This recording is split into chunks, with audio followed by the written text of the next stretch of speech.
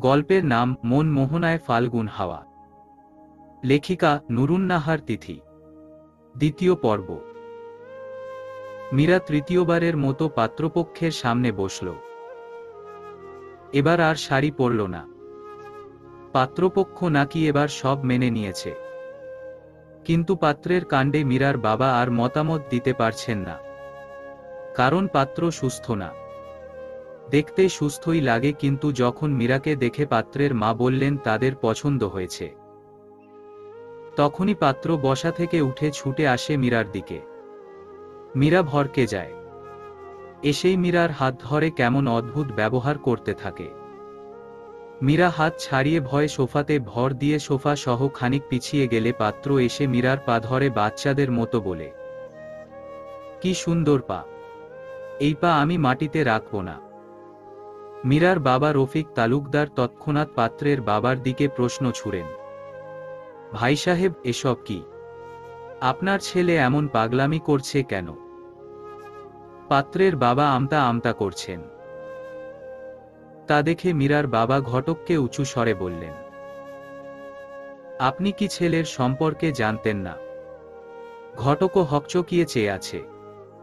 সে শুনেছে ছেলের মাথায় একটু সমস্যা, কিন্তু এ কি? পাত্রের মা বড় মুখ করে বলেন, বিয়ে করাবেন না বলে দিলেই তো হয়, অপমান করার কি আছে? চলে যাচ্ছি আমরা, এই উঠো সবাই। রফিক তালুকদার হাত জোর করে বললেন, হ্যাঁ প্লিজ, আমার মেয়ে ফেলনা নয়, সে স্বাবলম্বী এবং খুব ভালোভাবে চলতে পারে। বাবার কথাটা মীরার চোখে জল এনে দিল। সে ছলছল নয়নে কয়েক মুহূর্ত চেয়ে থেকে চোখে চোখ পড়তেই মাথা নিচু করে চলে গেল। পাত্রপক্ষ চলে গেলে রফিক তালুকদার ঘটককে বলেন, আপনি না পারলে বলে দিন, আমি অন্য ঘটক দেখব। ঘটক বলেন, পরের বার ভালো পাত্র আনবো ভাই সাহেব, চিন্তা করবেন না। আমি যদি জানতাম তবে কি এই পাগল ছেলে আনতাম বলেন? পরশু ভালো পাত্র আনব। ঘটকও বিদায় নিলেন। মীরার মা মীরার বাবার কাছে এসে বললেন, তুমি চিন্তা করো না, আর এত তাড়াহুড়ো করো না। তাড়াহুড়ো করছো বলেই এমন হচ্ছে। ঘটক যা পারছে তাই আনছে। মীরার বাবা দীর্ঘশ্বাস ফেলে বলেন, তোমার মেয়ে এবার গেলে আর কবে আসবে ঠিক আছে? তাই তো অন্তত ছেলে পছন্দ হলে আকদ করিয়ে রাখব। যা ভালো বুঝো। বারবার মেয়েটাকে পাত্রপক্ষের সামনে বসাতে আমার ভালো লাগে না। মীরা কিছুক্ষণ নীরবে অশ্রু বিসর্জন দিয়ে বই নিয়ে বসল। হুমায়ুন আহমেদের চৈত্রের দ্বিতীয় দিবস বইটা পড়তে শুরু করে। আগে কিছুটা পড়েছিল, এখন তারপরের থেকে পড়ছে। পড়তে পড়তে কখন যে সময় চলে যাচ্ছে বুঝতেই পারেনি। আজ ফ্রিসা মনমরা হয়ে বসে আছে। আজ স্কুলে সব বাচ্চাদের প্যারেন্টসরা গিয়েছিল। ফ্রিসার সাথে ওর দাদুমণি গিয়েছিল। ফ্রিসার সব বন্ধুরা তাদের মা অথবা বাবাদের সাথে সুন্দর সময় পার করেছে।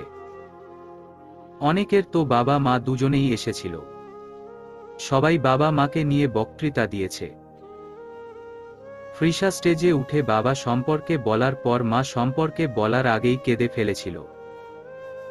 স্কুল থেকে ফেরার পর ফ্রিসা দুপুরেও খায়নি, এখন রাত হয়ে গেছে তাও না।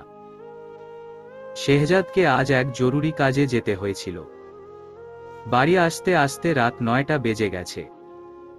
এসেই শুনে ফ্রিসা খায়নি, দরজা লাগিয়ে বসে আছে।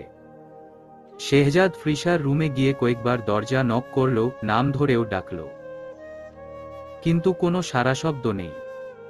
মিসেস শাহিদা বললেন, একটু আগেও সাড়া দিয়েছে, মনে হচ্ছে ঘুমিয়ে গেছে। তোমার কাছে রুমটার চাবি আছে না? খুলো তো। শেহজাদ চট করে নিজের ঘরে চাবি আনতে গেল। চাবিটা আলমারির ভেতরে ছিল। ফ্রিসার রুম তো কখনো লক করা হয় না, তাই চাবিটাও হাতের কাছে ছিল না। চাবি এনে দরজা খুলে দেখে ফ্রিসা মেঝেতে নিজের বড় টেডিবিয়ারের পেট জড়িয়ে ঘুমিয়ে আছে। গালের কাছে কান্নার ছাপ সুস্পষ্ট। শেহজাদ মেয়েকে এভাবে দেখে কষ্ট পেল। মেয়ে তার বড্ড জিদ্দি। ঠিক তার মতো। অবশ্য ফ্রিওনাও জিদ্দি ছিল। শেহজাদ ফ্রিসাকে কোলে তুলতে গিয়ে ঘাবড়ে যায়। গা গরম। এসির বাতাসেও যদি গা এত গরম থাকে তাহলে তো বুঝাই যাচ্ছে ভীষণ জ্বরের কারণে সেন্সলেস হয়েছে।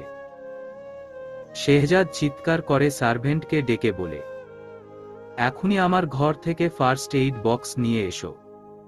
সার্ভেন্ট দ্রুত ছুটে যায়। শেহজাদ ফ্রিসাকে কোলে তুলে বিছানায় শুইয়ে এসি অফ করে ফ্যান ছাড়ে। মিসেস শাহিদা পানিভর্তি বাটি ও রুমাল নিয়ে আসে। সার্ভেন্ট ফার্স্ট এইড বক্স নিয়ে এলে শেহজাদ থার্মোমিটার বের করে জ্বর মেপে দেখে 102 ডিগ্রি। সে ফের বলে, ও তো কিছু খায়নি। খালি পেটে ওষুধ দেওয়া যাবে না। স্যুপ করো ইমিডিয়েটলি। মিসেস শাহিদা তন্মধ্যে ফ্রিসার মুখে জলের ছিটা দিয়ে জলপট্টি দেয়া শুরু করেছেন। কিছুক্ষণের মধ্যে স্যুপ রান্না হলে ঠান্ডা করে একটু করে মুখে দেয়। ফ্রিসা খেতেই চাচ্ছে না। বিড়বিড় করে কিছু বলছে। শেহজাদ কান পেতে শোনে। ফ্রিসা মা মা করছে। শেহজাদ হতাশ হল। মেয়েকে সব দিতে পারলেও মা তো দিতে পারবে না। মিসেস শাহিদাও কান পেতে শুনলেন। অতঃপর অসহায় কণ্ঠে বললেন, আজকের ফাংশনে সবার বাবা মা এসেছিল। সবাই নিজেদের বাবা মাকে নিয়ে কিছু না কিছু বলেছে, কিন্তু ফ্রিসা তার মা সম্পর্কে কিছু বলতে পারেনি। কান্না করে দিয়েছে। ও মায়ের অভাব খুব অনুভব করে। একটু ভাবো শেহজাদ, মেয়েটার জন্য হলেও। শেহজাদ শুনেও শুনল না। মেয়েকে বুকে আগলে কিছুটা জোরাজোরি করে কয়েক চামচ স্যুপ খাইয়ে তারপর ওষুধ খাইয়ে দিয়েছে। এরপর নিজের ঘরে গিয়ে রকিং চেয়ারে হেলান দিয়ে বসল। আজ রবিবার। ক্লাসের শিডিউল বেশ ছিল। ভাবতে লাগলো যেদিন ফ্রিওনা এই পৃথিবীর শেষ নিঃশ্বাস ত্যাগ করল। ফ্রিওনা সেদিন শেহজাদের হাত ধরে কাঁদতে কাঁদতে বলেছিল, I am very stubborn. This is why today I am leaving my daughter and husband. Please marry again and get a new mother for her, who will love her as well as you. দীর্ঘশ্বাস ফেলল শেহজাদ। এই চৈত্র মাসের শেষ দিনই ছিল ফ্রিওনার শেষ দিন। বসন্তের শেষ দিনেই চলে গেল তার জীবনের বসন্ত। মাঝে মাঝে খুব রাগ হয় ফ্রিওনা এত জেদি কেন ছিল, এতটা একরোখা। এদিকে মীরার চলে যাওয়ার দিন উপস্থিত। সন্ধ্যার ফ্লাইটে দিল্লিতে চলে যাবে। সকালবেলা ঘুম থেকে উঠেই জানতে পারল আজ কেউ তাকে ছেলেপক্ষ দেখতে আসবে। বিরক্ত হল মীরা। মায়ের সাথে কিছুক্ষণ চোটপাট করে বাবাকে কল লাগালো। কল রিসিভ হলে প্রথমেই বলে বসে, তুমি জানো না আজকে আমি চলে যাব। আজকে কিভাবে আমাকে দেখতে আসবে?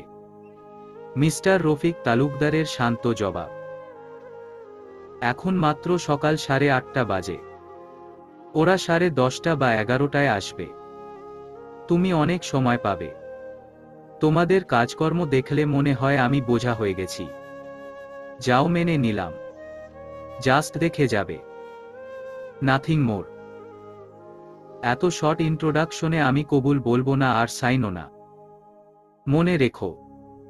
কথাগুলো শেষ করে খট করে ফোন কেটে দেয় মীরা। বিরক্ত লাগছে তার। রাগে এখনই বেরিয়ে যেতে মন চাচ্ছে। মীরার বড় ভাবি শারমিন আসে। এসে পাশে বসে বলে, রাগ করো না, শুধু দেখে যাবে। আগের 3টাও তো হয়নি।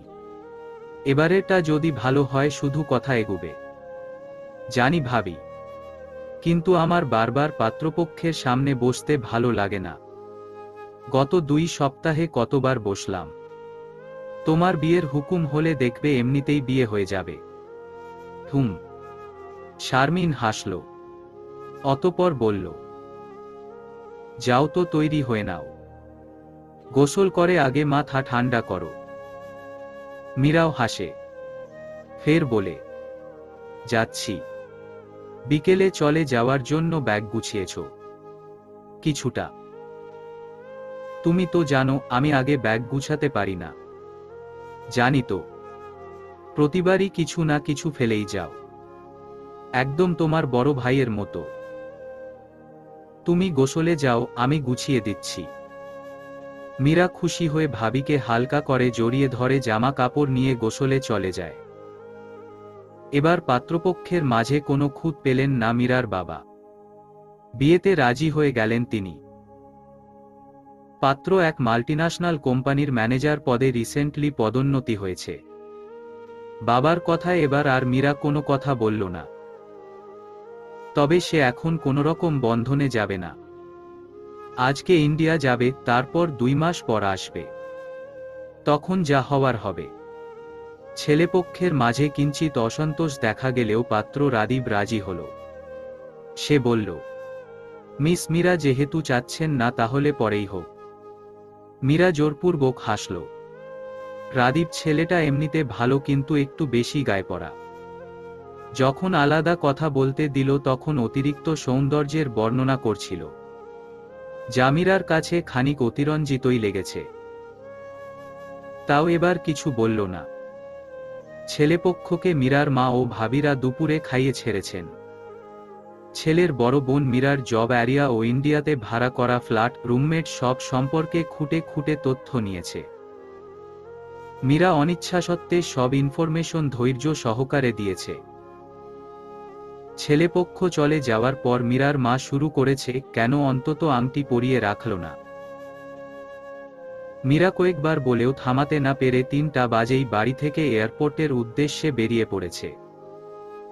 যেতে 1.5-2 ঘন্টা লাগবে। এখনো 2 ঘন্টা বাকি।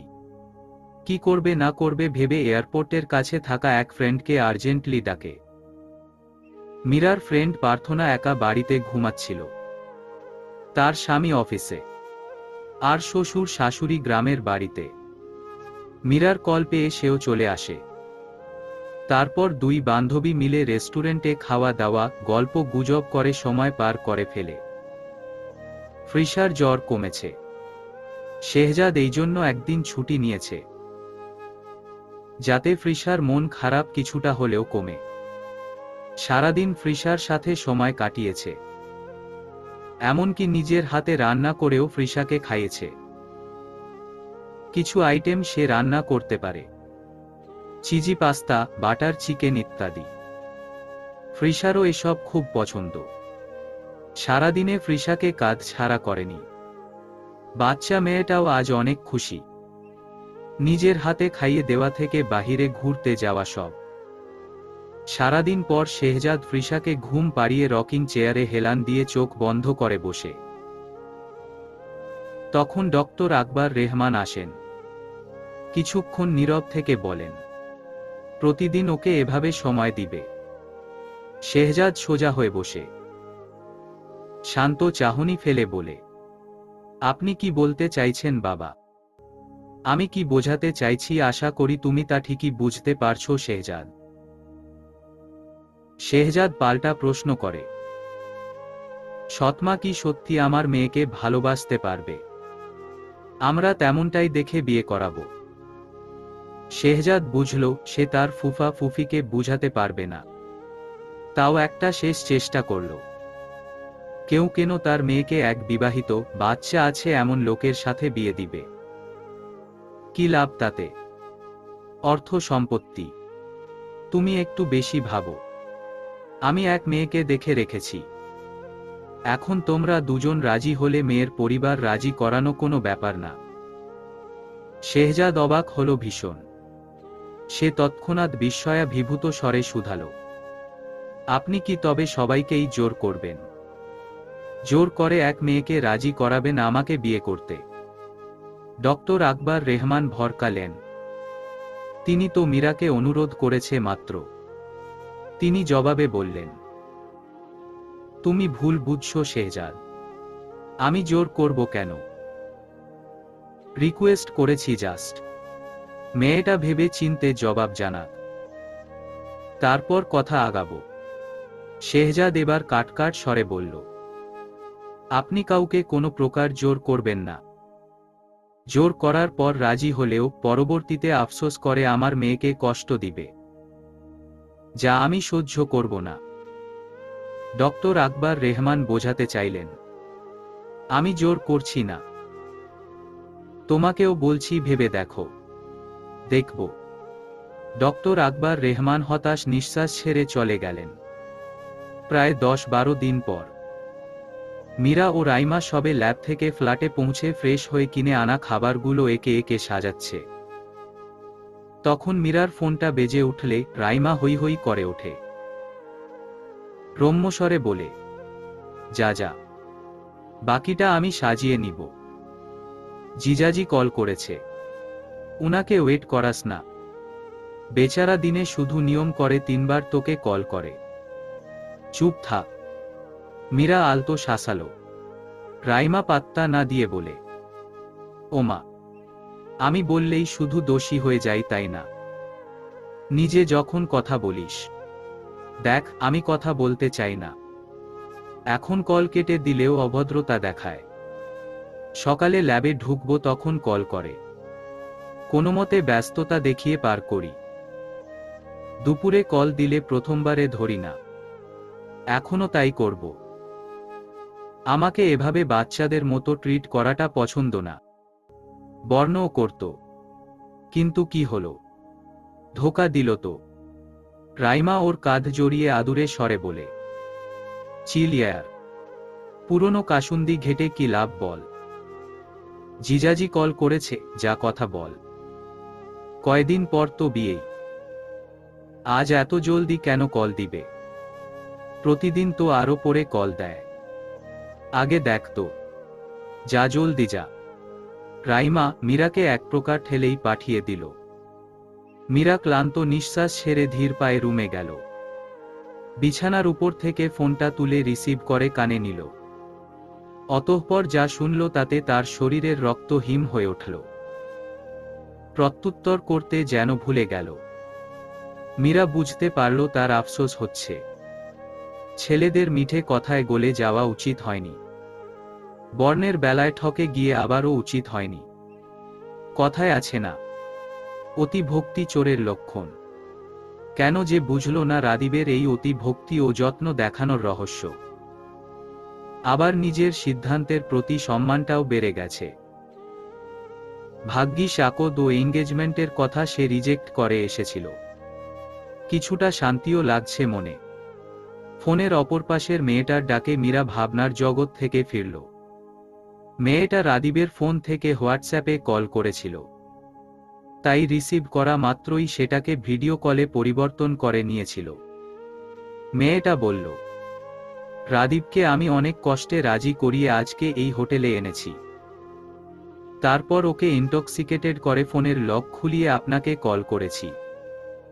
কিছুদিন যাবৎ সে আমাকে ইগনোর করছিল, ফোন করলে ব্যস্ততা দেখাতো। আমি ওর এক বন্ধুর থেকে সবটা জেনে ওর বন্ধুর সহায়তায় এই কাজ করেছি। 1 মাস আগে আমাকে ও জোর করে এবর্ষণও করিয়েছে। তারপর থেকেই ওর কেয়ারিং ভাবটা কমতে থাকলো। তখনও ততটা ভাবিনি, কারণ নতুন নতুন প্রমোশন হয়েছে। কিন্তু এখন সে আমাকে ছুঁড়ে ফেলে দিতেও 2 বার ভাবেনি। মীরা ঢোক গিলে ঈষৎ পলক ঝাপটাল। তারপর এক নিঃশ্বাসে বলল, ধন্যবাদ আপু, ভালো থাকবেন। এটা বলে মীরা কল কাটতে নিয়েও কিছু একটা ভেবে একটা স্ক্রিনশট নিয়ে রাখল। মেয়েটাকে যে রাদীব কোমর পেঁচিয়ে ধরে আছে তা স্পষ্ট। তারপর কল কেটে হতাশ নিঃশ্বাস ছেড়ে বিছানায় ধপ করে মাথা নিচু করে বসল। প্রচণ্ড অস্বস্তি হচ্ছে তার। মাথার শিরায় শিরায় সূক্ষ্ম ব্যথার উদ্ভব হচ্ছে। রাইমা মীরাকে ডাকতে এসে এভাবে বসে থাকতে দেখে ভ্রু কুঁচকাল। পাশে গিয়ে বসে পিঠে হাত রেখে ডাকল, মিরু, কি হয়েছে? মীরা মাথা তুলল। তার চোখ রক্তবর্ণ ধারণ করেছে। রাইমা উৎকণ্ঠা নিয়ে শুধাল, তোর চোখ লাল কেন? মাথা ব্যথা নাকি? মীরা ইশারায় হ্যাঁ বুঝালে রাইমা ড্রয়ার খুলে প্যারাসিটামল বের করে মীরার হাতে দেয়। তারপর ডাইনিং থেকে পানীয় প্লেটে করে একটু চিকেন সবজি ও তান্দুরি রুটি এনে দিয়ে বলে, একটু খেয়ে মেডিসিন খা। না, খাবো না, খেতে ইচ্ছে করছে না। অতঃপর সে ওষুধের স্ট্রিপ থেকে ওষুধ বের করতে নিলে রাইমা হাত ধরে শাসনের সুরে বলল, না খেয়ে তোকে আমি মেডিসিন নিতে দিব না, খেতে তো হবেই। হুট করে মাথা ব্যথা শুরু হলো কেন? তুই না জিজুর সাথে কথা বলছিলি? মীরা ওষুধের স্ট্রিপটাই ছুঁড়ে ফেলল। অতঃপর শক্ত কণ্ঠে বলল, বিয়ের আগে কিসের জিজু? ওর বিয়ে হয়েছে নাকি আমার? নাকি আমার অনামিকায় কোনো আংটি দেখতে পাচ্ছিস?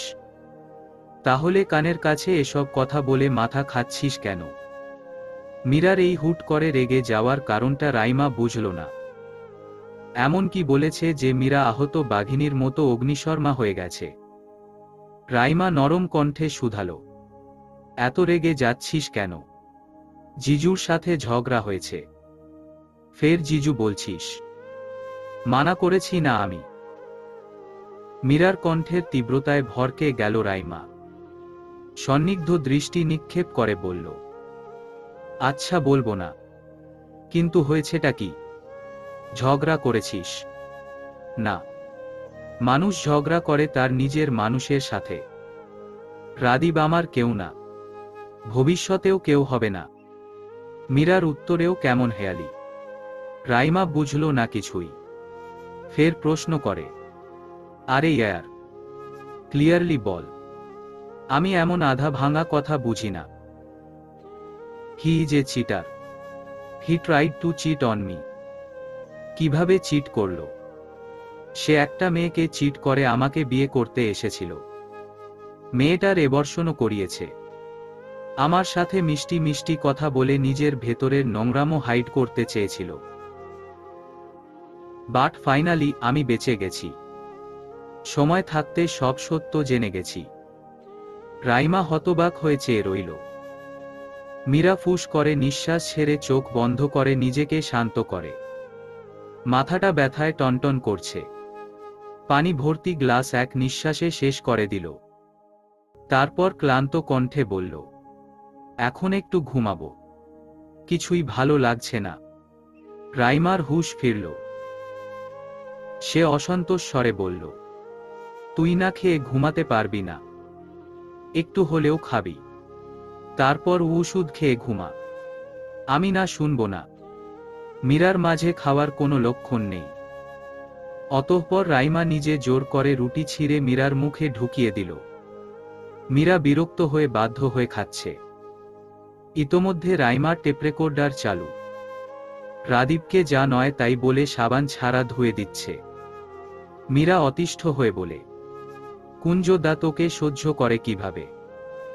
বেচারার কানের পোকা তো মনে হয় একটাও বেঁচে নেই।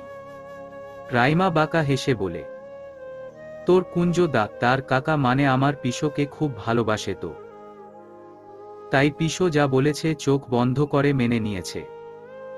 এমনিতেও সে আমাকে পছন্দ করত। হয়েছে, থামতো। আমি এখন ঘুমাবো। তুই তো এখন ঘুমাবি না।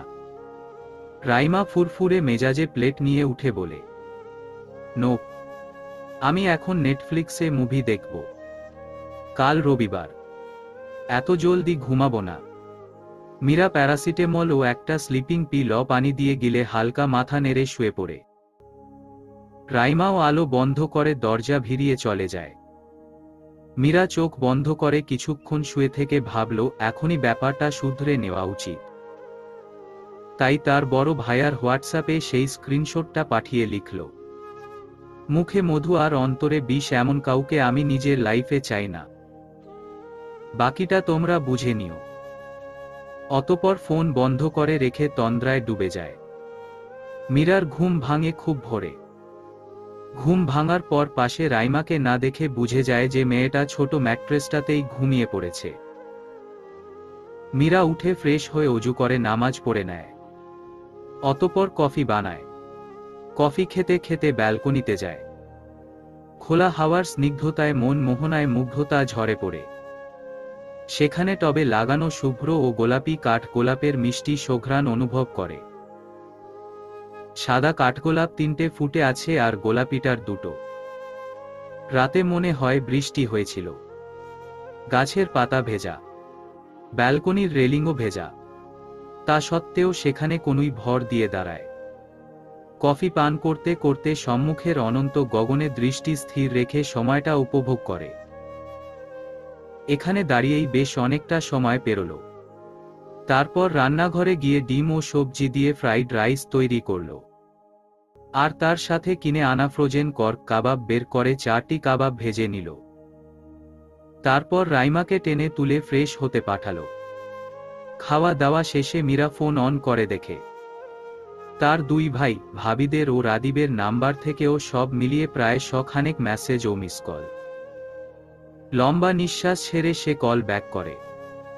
মীরার ছোট ভাবি কল রিসিভ করে প্রথমেই বলে, রাদীব সম্পর্কে তুমি এসব কিভাবে জানলে? রাদীব তো এসব অস্বীকার করছে। মীরা জবাবে তাচ্ছিল্য করে বলে, সে অস্বীকার করলেই বুঝি সত্যিটা মিথ্যে হয়ে যাবে। আমি ভিডিও কলে সব দেখেছি এবং শুনেছিও। মানুষ নেশার ঘোরে সত্যি কথা বলে। সে বলছিল সে ওই জুলির মেয়েটাকে ভালোবাসে, আবার আমাকেও। আমার এত বড় মনের ছেলেকে বিয়ে করার ইচ্ছে নেই, যে দুটো মেয়েকে বিয়ে না করেই ভালোবাসে। তুমি বাবার সাথে কথা বলো। কাল রাতে তোমাকে কত কল দিলাম, ধরলে না। মাথা ব্যথা করছিল তাই ঘুমিয়েছিলাম। আচ্ছা, বাবার সাথে কথা বলো। মিস্টার রফিক তালুকদার ফোন কানে নিয়ে গম্ভীর স্বরে বললেন, তুমি শিওর তো? রাদীব বলছে ওই মেয়ে নাকি তাকে খাবারের সাথে কিছু মিশিয়ে তারপর নিয়ে গেছে। হ্যাঁ, মেয়েটা তাই করেছে। তাছাড়া আর কি করবে? নিজে ঠকেছে বলে কি আরেকটা মেয়েকেও ঠকতে দিবে? কথোপকথন তো আমি শুনেছি, দেখেছিও। মীরার জবাব শুনে মিস্টার রফিক তালুকদার হতাশ নিঃশ্বাস ফেললেন। কথা না বাড়িয়ে বললেন, ঠিক আছে। অতঃপর কল ডিসকানেক্ট করে দিলেন। মীরা শান্তির নিঃশ্বাস ফেলে কেবল উঠবে তখন আবারও ফোন বেজে ওঠে। দেখে রাদীব কল করেছে। মীরা বিরক্ত হয়ে কেটে দিতে চেয়েও রিসিভ করল। কানে ধরে বসে রইল। রাদীব বলছে, মীরা, ওসব মিথ্যা। জুলির আমাকে ফাঁসাচ্ছে। ওর সাথে আমার কোনো সম্পর্ক নেই। ওই মেয়েটা আমাকে ডিস্টার্ব করে। বিশ্বাস করো, আমার সাথে ওর কোনো সম্পর্কই নেই। আমি তোমাকে ভালোবাসি। মীরার ভীষণ রাগ হল, কিন্তু তা প্রকাশ না করে ভাবলেশহীন জবাব দিল, তো আমি কি করব? আপনার মন যত ইচ্ছা, যাকে ইচ্ছা ভালোবাসেন। এক মনে দুটো কেন? 1000 জনকে জায়গা দিন, তাতে আমার কিছু যায় আসে না। মীরা, বুঝার চেষ্টা করো। কি বুঝব? আর আপনি আমার কাছে এত সাফাই গাচ্ছেন কেন? আপনার সাথে আমার এঙ্গেজমেন্টও হয়নি। অযথা সময় নষ্ট করছেন। তার থেকে ভালো জুলিকে বিয়ে করে সুখী হন। রাদীব ডেসপারেট হয়ে জবাব দেয়, তোমার সাধারণতায় আমি প্রেমে পড়ে গেছি। আমি ভালোবেসে ফেলেছি। জুলির প্রতিহিংসা থেকে এসব করছে। থামেন প্লিজ। আমি আপনাকে বিয়ে করতে চাই না। আপনাকে বিয়ে করার থেকে এক বিপত্নিক, এক বাচ্চার বাবাকেও বিয়ে করা ভালো। অন্তত তার মনে কারো জন্য ভালোবাসা থাকলে সেটা তার মৃত স্ত্রীর জন্যই থাকবে। আর সেই ভালোবাসাটা পবিত্র। কথাটা বলে মীরা নিজেই চমকে ওঠে। কথায় কথায় সে কি বলে ফেলল। অস্বস্তিতে আর কথা বলার জোর নেই। জলদি করে কল কেটে নাম্বার ব্লক করে দিল। ফের মাথা নিচু করে মুখে হাত চেপে নিজের বলা শেষোক্ত কথাগুলো ভাবতে লাগল। রাদীবের সাথে বিয়ে ভাঙার সপ্তাহ পেরিয়ে গেছে। মীরার দিনগুলো তার প্রত্যাহিক রুটিনেই চলছে। বাড়িতে ফোন করলেই কবে দেশে জব নিবে এই প্রশ্নই করতে থাকে। এর জবাব নেই মীরার কাছে। ভালো জব সে পাচ্ছে, কিন্তু এখনটার মতো রিসার্চ ফেসিলিটি পাচ্ছে না। এই জবটা তার মাস্টার্সের রিসার্চ ফ্যাকাল্টি সাজেস্ট করেছিল, তাই এত জলদি সিদ্ধান্তে যেতে রাজি হচ্ছে না।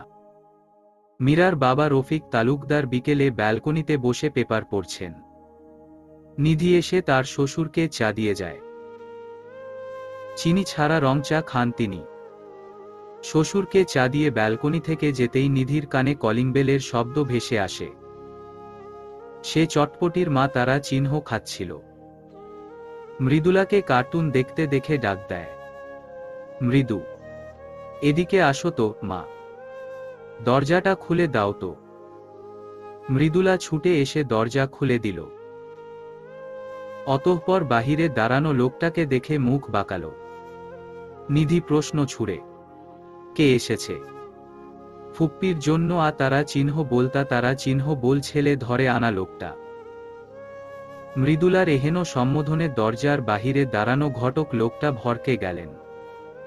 নিধি থতমত খেয়ে ফের বলে, মৃদু, এভাবে বলে না, যাও তুমি কার্টুন দেখো। মৃদুলা মুখ ভে তারা চিহ্ন উঁচি দিয়ে ছুটে চলে গেল। নিধি মাথায় ওড়না টেনে সদর দরজায় কাছে আসে। তারপর জোরপূর্বক হাসি টেনে বলে, ওর কথায় কিছু মনে করবেন না, বাচ্চা মানুষ, আপনি ভেতরে আসুন, বাবা ড্রয়িং রুমের বারান্দায় আছেন। ঘটক লোকটা সামান্য ইতস্তত করে ভেতরে ঢুকে ড্রয়িং রুমের বারান্দায় চলে গেলেন।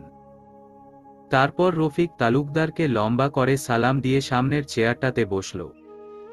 রফিক তালুকদার ভ্রুকুটি করলেন। হাতের পেপারটা ভাঁজ করে চায়ের কাপ হাতে নিয়ে শুধালেন। হঠাৎ কোনো বলা কওয়া ছাড়া যে আসলেন? ঘটক লোকটা দেতো হেসে বলেন, আপনি আর কিছু জানাইলেন না, তাই নিজেই আসলাম। রফিক তালুকদার বললেন, প্রত্যেকবার তো কিছু না কিছু গড়বড় করেন, এবার কি নিয়ে এসেছেন? লোকটা সামান্য দমে গেলেন, ফের দ্বিগুণ উৎসাহ জুগিয়ে বললেন, এবার একটা পাত্রের খোঁজ পেয়েছি। ছেলের আগের একটা বিয়ে ছিল, কিন্তু বউটা ভালো পড়েনি বলে ছেড়ে দিয়েছে। অনেক ভালো জব করে ছেলে, মাসে 1 লাখের মতো ইনকাম, ছেলেদের নিজস্ব। রফিক তালুকদার হাত উঁচিয়ে ঘটককে থামতে বললেন। অতঃপর ক্রুদ্ধ স্বরে বললেন, এতদিন তাও অবিবাহিত ছেলেদের লিস্ট এনেছিলেন, আর আজকে কিনা এক বিবাহিত ছেলের সম্বন্ধ এনেছেন। ঘটক খানিক কাচুমাচু স্বরে বললেন, আপনার মেয়ে তো বলল সে বিবাহিত লোক, এক বাচ্চার বাপ হলেও বিয়ে করতেও রাজি। রফিক তালুকদার এবার উঠে দাঁড়ালেন। হাতে থাকা ভাঁজ করা পেপার সবেগে ছুঁড়ে মারলেন। ফের একই স্বরে বললেন, আজেবাজে কথা বলবেন না, আপনাকে আমার মেয়ের জন্য পাত্র খুঁজতে হবে না, বেরিয়ে যান। ঘটকও উঠে দাঁড়ালেন। তিনি কটাক্ষ করে বললেন, নিজের মায়ারে আগে জিজ্ঞাসা করেন, কার ঘর ভাইঙা নিজেরটা বাঁধানোর স্বপ্ন দেখতাছে। রাদীপ ছেলেটা পাত্র হিসেবে ভালোই ছিল, তারে আপনার মায়াই এইসব বলছে। তারপর ঘটক দ্রুত পায়ে প্রস্থান করে। রফিক তালুকদার হতবাক হয়ে কিতক্ষণ দাঁড়িয়ে রইলেন। তারপর স্বর উঁচু করে নিজের স্ত্রীকে ডাকলেন। মীরার মা মিসেস মলি জাহান আসরের নামাজ পড়ে সবে শুয়েছিলেন, আরেকটু পর হাঁটতে বেরোবেন। হঠাৎ স্বামীর ক্রুদ্ধ কণ্ঠস্বরে বিচলিত হয়ে উঠে বসলেন। তড়িঘড়ি করে সেখানে গেলেন। রফিক তালুকদার খানিক চোটপাট করলেন। ফের বললেন, মেয়েকে কল করো, কাকে কি বলে বেড়াচ্ছে, তুমি রাগ করছো কেন? ঘটক তো কত কিছুই বলে, আর রাদীবের কর্মকাণ্ড তো সবটাই দেখেছি, আমি কিছু শুনতে চাই না, তাকে দেশে ফিরতে হবে। এই বলে রফিক তালুকদার হনহনিয়ে চলে গেলেন। মিসেস মলি জাহান কপালে হাত দিয়ে বসে পড়লেন। অতঃপর নিজের কপালের দোষ গাইতে লাগলেন।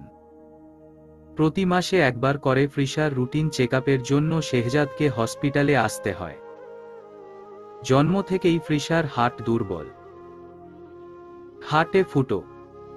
চেকআপ করিয়ে ইমিডিয়েট রিপোর্ট নিয়ে ডাক্তারের সামনে বসে আছে শেহজাদ। ফ্রিসা ডাক্তার টেবিলের পেপার ওয়েট নিয়ে খেলা করছে। ডাক্তার হাসিমুখে বললেন, মেডিসিন কন্টিনিউ করছে, এখনো কোনো প্রবলেম নেই, তবে মানসিক চাপ দিবেন না।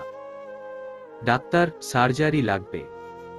এখনো না, ছোট আর্টারিয়াল সেপ্টাল ডিফেক্ট তো আপনা আপনি সেরে যায়।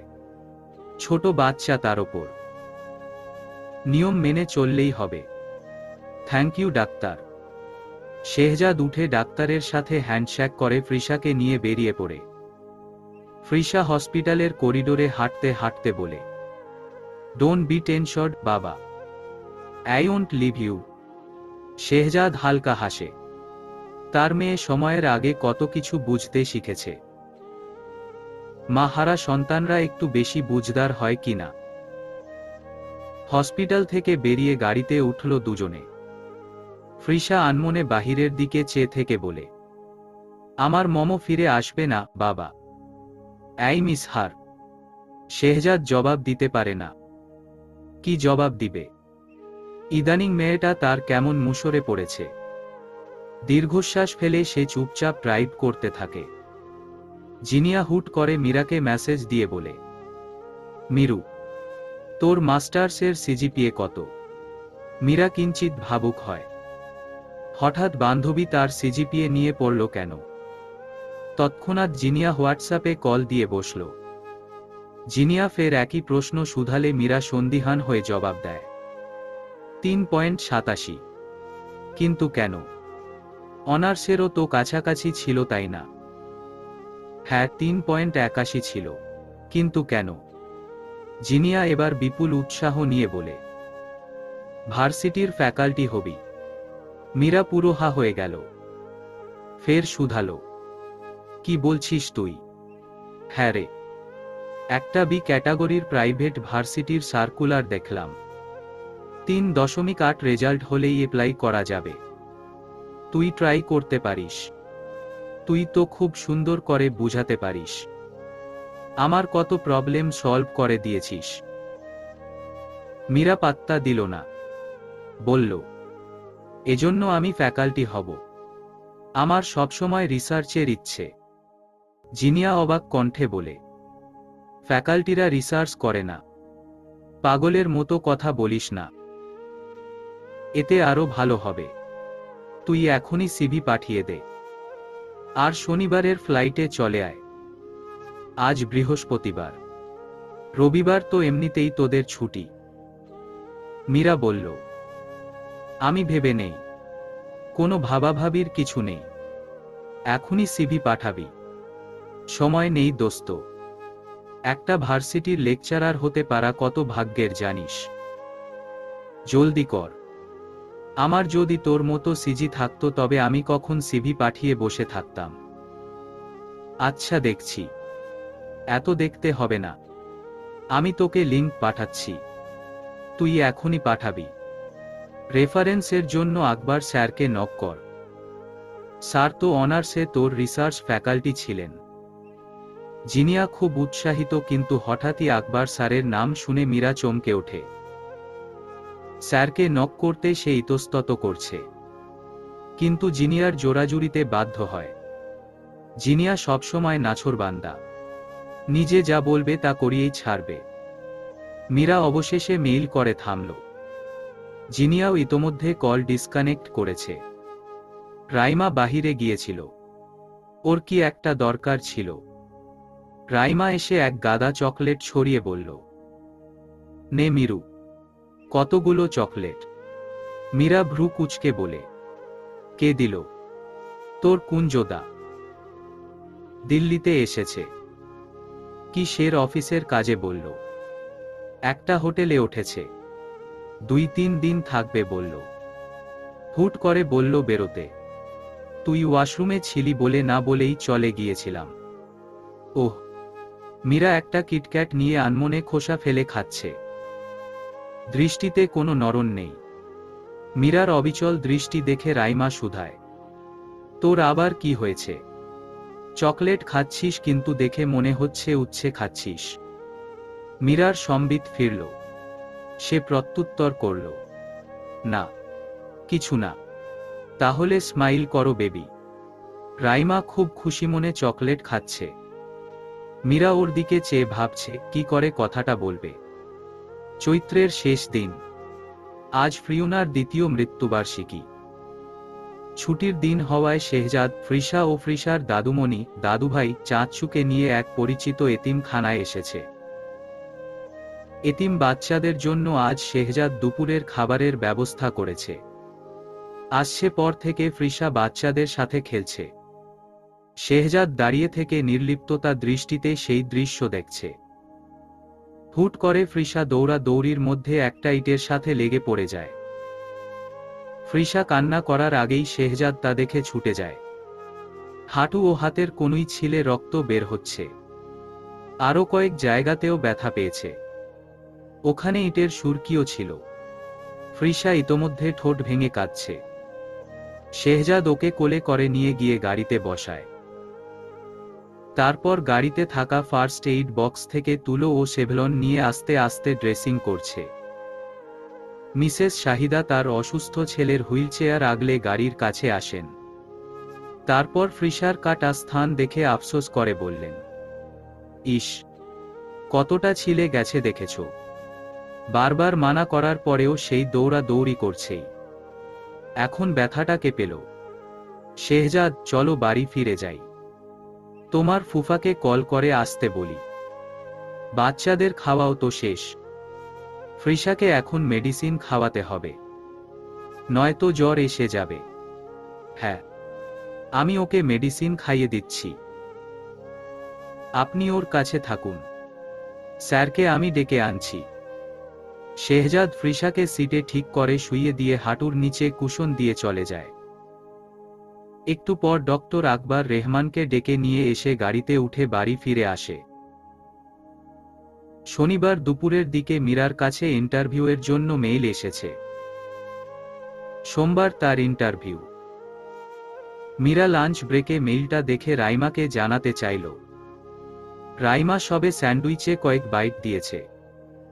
তখন সামনে বসা মীরাকে চুপ করে বসে থাকতে দেখে ভ্রুকুঞ্চন করে প্রশ্ন ছুড়ে, কি রে, খাচ্ছিস না কেন? বলে আবার খেতে লাগে। মীরা ইতিউতি করে বলে, আসলে আমি কালকে ঢাকা যাব। রাইমার মুখে খাবার থাকায় সে ইশারায় কারণ জানতে চায়। জবাবে মীরা বলে, সোমবারে ইন্টারভিউ আছে। রাইমা চকিতে চাইল। মুখের খাবারটা গিলে হড়বড়িয়ে শুধায়, ইন্টারভিউ মানে? কিসের? ভার্সিটিতে অ্যাপ্লাই করেছিলাম, ওরা ডেকেছে। কবে করলি? আমাকে তো বললি না। রাইমা উতলা হয়ে আছে, সেই সাথে তার অভিমান মিশ্রিত সুর। মীরা লম্বা নিঃশ্বাস ছেড়ে বলল, দেখ রাই, তুই তো জানিস সব। আব্বু আম্মু দেশে ফিরতে বলছে, ফোন করলেই বলে। জিনিয়া পরশু রাতে জানালো একটা ভালো বি ক্যাটাগরির প্রাইভেট ইউনিভার্সিটির সার্কুলার ছেড়েছিল এবং ওই দিনই অ্যাপ্লাইয়ের লাস্ট ডেট ছিল। ও এক প্রকার জোর করেই অ্যাপ্লাই করিয়েছে। তাছাড়া আমিও তো ভালো অপশন খুঁজছিলাম। এটা ভালোই লাগলো। আমি এ ক্যাটাগরির প্রাইভেট ভার্সিটি থেকে পড়াশোনা করেছি। সেখানে সিজিপিএ 3.8 মানে অনেক ভালো রেজাল্ট। টিচিং প্রফেশনটা ভেবেছিলাম যদিও বা কখনো জয়েন করি, তবে পিএইচডি করলে তারপর। এখন জিনিয়ার কথায় ভেবে দেখলাম মন্দ হয় না ব্যাপারটা। রাইমা হতাশচিত্তে স্যান্ডউইচে কামড় দিয়ে বলে, ওকে, তবে চলে যাচ্ছিস? মীরা মলিন দৃষ্টিতে চাইল। রাইমা দৃষ্টি নিচু করে ফের বলে, অবশ্য যেতে তো একদিন হবেই। কতদিন আর একা অন্য একটা দেশে পড়ে থাকবি? প্লিজ ইয়ার, এভাবে মুখ ভার করে থাকিস না। মীরার করুণ স্বরে রাইমা ছোট করে হেসে বলে, আমি তোর কারণে কষ্ট পাইনি, কিন্তু তোকে ছাড়া থাকতে হবে এটা ভেবে খারাপ লাগছে। কষ্ট হচ্ছে, অভ্যাস হয়ে গেছিস তুই।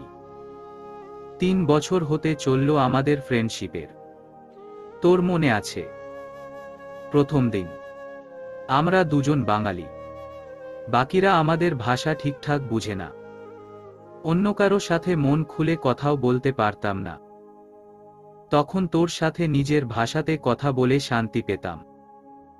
তারপর থিওরির সব ক্লাস শেষ হওয়ার পর জাস্ট রিসার্চের সময় এই ছোট ফ্ল্যাটে চলে আসলাম। রিসার্চের জন্য ভার্সিটির ল্যাবে রাত 9-10টা অবধিও মাঝে সাঝে থাকতে হতো। 2 বছর হবে এই ফ্ল্যাটটাতে। মীরার চোখে পানি জমল। যে কোনো সময় গাল গড়িয়ে দরিয়া বইতে সময় নিবে না। রাইমারও একই অবস্থা।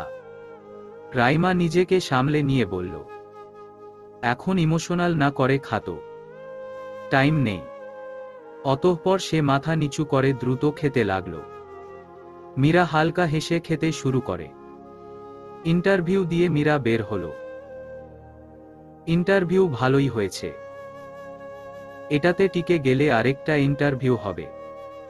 4-5 দিনের ছুটিতে এসেছে।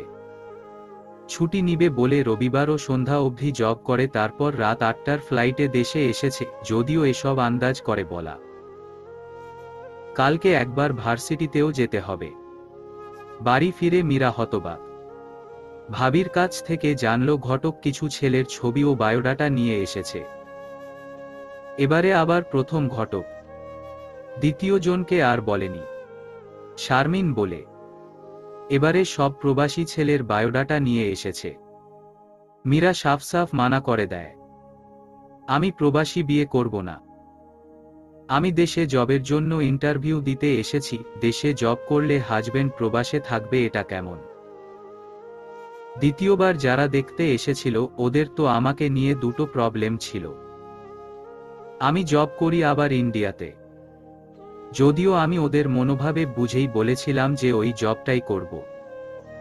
ওদের আমার জব করাটা নিয়েই আসল আপত্তি ছিল। কিন্তু এখন আমি যখন পিএইচডি করব, তখন তো প্রবাসী কাউকে বিয়ে করলে সে আমার জন্য নিজের জব ছেড়ে সেই দেশে শিফট হবে না। প্রবাসীদের ফ্যামিলি বউকে চোখে চোখে রাখে। আবার হাজারটা রেস্ট্রিকশন। দেখব যে আমাকে বাড়ি থেকে বেরোতেই দিবে না। নিধি ও শারমিন বিষয়টা ভাবল। অতঃপর নিধি বলল, তুমি বাবাকে এখন কিছু বলো না, চুপচাপ থাকো। যেই কাজের জন্য এসেছো সেটা করো। শারমিনও হ্যাঁতে হ্যাঁ মিলিয়ে বলে, ঠিক তাই। তাছাড়া কয়েকদিন পর নতুন সেমিস্টারের ক্লাস শুরু হবে। তার আগেই সব ফাইনাল করতে হবে। তাই মনে হয় যদি সিলেক্ট হয় তবে দ্রুতই হবে। তুমি সেসব চিন্তা করো না, ফ্রেশ হয়ে আসো, তারপর খেয়ে নাও। দুপুর গড়িয়ে যাচ্ছে। মীরা নিজের ঘরে ফ্রেশ হতে চলে যায়। বিকেলে মীরার বাবা মীরাকে ডেকে জানায়, আগামীকাল তোমাকে পাত্রপক্ষ দেখতে আসবে, তৈরি থেকো। মীরা খুব একটা গুরুত্ব না দিয়ে বলে, আসুক, আমি কাল একবার ভার্সিটিতে যাব, কাজ আছে। রফিক তালুকদার পাল্টা কিছু বলবেন তার আগেই মীরা সেখান থেকে চলে আসে। আসর ও মাগরিবের নামাজ পড়ে একটু ঘুমাবে। শেহজাদ আজ ফ্রিশার ক্লাস শেষে স্কুল থেকে সরাসরি ভার্সিটিতে নিয়ে এসেছে। কারণ মিসেস শাহিদা উনার ছেলে সাদীপকে নিয়ে হসপিটালে যাবেন। ফ্রিশা তো একা বাড়িতে থাকতে পারবে না, তাই নিয়ে এসেছে। এখানে এসে ফ্রিশা বেশ খুশি। কিছুটা সময় তার বেশ আনন্দেই কেটেছে। বাড়ি ফেরার সময় ফ্রিশা তার দাদা ভাইকে বলে, দাদা ভাই, আমি কিন্তু কালকেও আসব। শেহজাদ সামনে ড্রাইভ করতে করতে প্রশ্ন ছুড়ে, কেন? আজ তোমার দাদুমণি ছিলেন না বলে নিয়ে এসেছি। কালকে তো তিনিই তোমাকে আনতে যাবেন। ডক্টর আকবর বলেন, আহা শেহজাদ আসুক না, আমি ড্রাইভারকে বলে আনিয়ে নিব। আজকে ও কত আনন্দ করেছে, কি দরকার? ফুফিমণি বাসায় একা থাকবেন। তাছাড়া ওর হোমওয়ার্কগুলো বাকি থেকে যাবে। আজকেও তো করেনি, থাকুক। কালকে ও আগে আমার কাছে বসে হোমওয়ার্ক করবে, তারপর খেলবে। পরে কিন্তু প্রতিদিন আসতে জেদ করবে। ফ্রিশা দ্রুত জবাব দেয়, করব না, প্রমিস। প্লিজ বাবা, জাস্ট ফর টুমোরো। শেহজাদ হতাশ নিঃশ্বাস ছেড়ে বলে, ওকে। বাড়ি ফিরে আগে সব হোমওয়ার্ক শেষ করবে। ফ্রিসা খুশি হয়ে আনন্দধ্বনি করে তার দাদাভাইকে জড়িয়ে ধরে। শেহজাদ লুকিং মিররে তা দেখে হালকা হাসে। মীরা ভার্সিটিতে এসেছে কিছু পেপারওয়ার্ক করতে। চেয়ারপারসনের রুমের বাহিরে ফ্রিসাকে দেখে কিছুটা অবাক হয়। ফ্রিসা তাকে দেখে ছুটে এসে উৎফুল্ল চিত্তে বলে, hi aunty, how are you? Mira একটু নিচু হয়ে ফ্রিসাকে আদর করে বলে, I am fine, how are you Barbie doll? এতগুলা হ্যাপি। ফ্রিসার জবাবে ও জবাব দেওয়ার ভঙ্গিতে মীরা হেসে ফেলে। মীরা ওর ড্রেস আপ দেখে জিজ্ঞাসা করে, তুমি স্কুল থেকে এসেছ? হুম। বাবা তো রাজিই হচ্ছিল না। দাদাভাই বলাতে রাজি হয়েছে। ওহ আচ্ছা, তুমি ক্লাস করতে এসেছ? মীরা হেসে জবাব দেয়, না বাচ্চা, আমি একটা কাজে এসেছি, একটু পর চলে যাব। ফ্রিসা মন খারাপ করে বলে, কিছুক্ষণ থাকো না, আমি তোমার সাথে খেলব। আন্টিরা বিজি এখন। মীরা ভাবল কিছু। তার মা পই পই করে বলে দিয়েছেন যেন বিকেল 4টার আগে বাসায় আসে। এখন ঘড়িতে প্রায় 12:30 বাজে। ফ্রিসার সাথে কিছু সময় থাকতে পারবে। অতঃপর রাজি হয়ে গেল মীরা। নিজের কাজটা শেষ করতে আগে চেয়ারপারসনের অফিস রুমে যায়। ডক্টর আকবর রেহমান মীরাকে দেখে খুব খুশি হন। ফ্রিসা ছিল বলে তিনি মীরাকে আজকে কাজ ছাড়া বেশি কিছু বলেননি। তারপর মীরা ও ফ্রিসা ভার্সিটি ট্যুর দিতে বেরিয়ে পড়ে। বেশ কিছুক্ষণ ঘোরাঘুরি করার পর ওরা ভার্সিটির কাছে এক রেস্টুরেন্টে যায়। খাওয়া দাওয়া শেষে মীরার হঠাৎ সময়ের কথা খেয়াল হলে সে ফোনের স্ক্রিনে সময়ের দিকে নজর দেয়। প্রায় দুপুর 2টার ঘর ছুঁই ছুঁই। মীরা তড়িঘড়ি করে ফ্রিসাকে বলে, ফ্রিসা চলো, আন্টির এবার যেতে হবে, নয়তো আন্টির মা আন্টিকে বতারা চিহ্ন কবে। ফ্রিসা মুখ ছোট করে বলে, এখনই চলে যাবে? হুম, তোমার বাবাও তো তোমাকে খুঁজেছিল, তোমার দাদাভাই কলও করেছিল, বেশি দেরি করলে টেনশন করবে তো।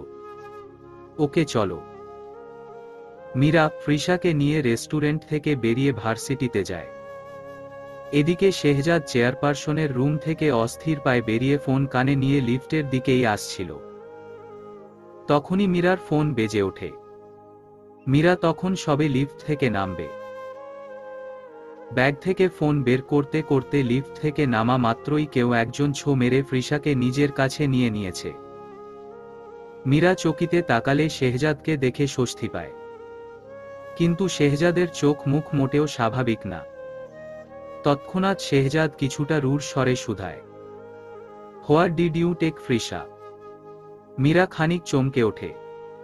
তারপর আমতা আমতা করে বলে, আসলে স্যার, একটু রেস্টুরেন্টে গিয়েছিলাম। আমার পারমিশন নিয়েছ? মীরা মাথা নাড়ে। শেহজাদ একই স্বরে আবার প্রশ্ন ছুড়ে, তাহলে? এবার ফ্রিসা উত্তর দেয়, তার বাবা যে তার আন্টির উপর রাগ করেছে তা সে বুঝতে পেরেছে। তাই বলে আমি আন্টিকে বলেছিলাম, আই ওয়াজ হাঙ্গরি বাবা, প্লিজ বাবা ডোন্ট বি অ্যাংরি। শেহজাদ নিভল, চোখ বন্ধ করে লম্বা শ্বাস নিয়ে ফের চোখ মেলে বলে, okay, thank you Meera, I will handle her. Meera জোরপূর্বক সৌজন্য হাসে। তারপর ফ্রিসা আদর করে বাই বলে চলে আসে। বাড়ি ফিরতে ফিরতে 4টা বেজে গেছে। মীরা দ্রুত কলিং বেল চাপে। কলিং বেল চেপে অপেক্ষা করতে থাকে মীরা। ঘড়িতে এখন 4টা বেজে 19 মিনিট। জ্যামে বড্ড ফেসে গেছিল। মেট্রো রেলের কাজ ও সেই সাথে রাস্তা মেরামতের জন্য জ্যাম। দরজা খুলল মীরার মা মিসেস মলি জাহান। মীরা লক্ষ্য করল তার মায়ের চেহারার হাবভাব সুবিধার না। মীরা শুধালো, কি হয়েছে মা? মলি জাহান কোনো জবাব না দিয়ে ভেতরে চলে গেলেন। মীরা ভেতরে এসে ড্রয়িং রুমে উকি দিয়ে দেখল তার বাবা কপালে হাত দিয়ে বসে আছেন। মীরা ঘুরে চলে যেতে নিলে রফিক তালুকদার ডাকেন। মীরা দাঁড়ালে তিনি মেয়ের দিকে না তাকিয়েই বলেন, তোমার বিয়ে এবার তুমি নিজে ঠিক করো। তুমি নিজে যেমন ছেলে পছন্দ করবে আমি এবং আমরা তাতেই রাজি। ছেলের যদি আগে বিয়ে হয়ে থাকে তাতেও কোনো বাধা দিব না। মীরা কোনো প্রত্যুত্তর না করে সেখান থেকে সরে আসে। নিজের ঘরে গিয়ে স্বস্তির নিঃশ্বাস ফেলে বিছানায় গা এলিয়েছে মাত্র তখনই হঠাৎ দরজায় ধুমধাম শব্দে কপাল কুঁচকে বিরক্তিতে উঠে বসে। দরজা খুলতেই নিজের গালে সপাটে চড় পড়ার অনুভূতি হল তার। আচমকা কাণ্ডে বিস্ময়ে হতবাক হয়ে গালে হাত দিয়ে সামনে দাঁড়ানো নিজের মায়ের পানে বিরতিহীন চেয়ে রইল। মিসেস মলি জাহান ক্রুদ্ধ কণ্ঠে কাঁপতে কাঁপতে বলেন, তোর যদি পছন্দ থেকেই থাকে তবে আমাদের এত অপমান করালি কেন? নিজের নিচু মানসিকতার কথা বাহিরের মানুষকে বললি কেন? আমরা কি তোর উপর কোনো কিছু জোর করে চাপিয়েছি? তুই বলেছিস তোর কোনো পছন্দ নাই, তাই আমরা ছেলে দেখেছি। মানুষের বয়স কি বসে থাকে? বাসায় অবিবাহিত বিবাহযোগ্য মেয়ে থাকলে আশেপাশের মানুষ কি খুব ভালো বলে? মীরার নেত্রযুগল ভারী হল। উপচে উঠেছে জলরাশি। মনে হচ্ছে সাগরে জোয়ার এসেছে। ঝাপসা দৃষ্টিতে মায়ের পেছনে দুই ভাবিকে দাঁড়িয়ে থাকতে দেখল। তারা ইশারায় কিছু বলছে কিন্তু মীরা বুঝতে পারছে না। তার মা, যে কিনা তার গালে থাপ্পড় দেওয়া তো দূর, একটা নির্দিষ্ট বয়সের পর গায়ে হাতও তুলেনি, সেই মা আজ তাকে। মীরাকে চুপ থাকতে দেখে মিসেস মলি জাহান ফের অশ্রুসিক্ত নয়নে চেয়ে বাজখাই গলায় শুধালেন, কে সেই লোক যাকে তুই? ছিঃ, আমার বলতেও বাধছে। আমার মেয়ে এমন করতে পারে তা আমার কল্পনাতেও আসছে না। ওই ঘটক আজকে রাদীপ ও তার বউকে নিয়ে এখানে এসেছিল। রাদীপের বউ নিজ মুখে বলেছে তুই নাকি ব্ল্যাকমেইল করে এসব করিয়েছিস। তোর এক বিবাহিত লোকের সাথে সম্পর্ক আছে, এটা তুই নিজে রাদীপকে বলেছিস। এইসব কিছু ওরা আজকে পাত্রপক্ষের সামনে বলেছে। তুই একটা মেয়ের সংসার ভাঙছিস।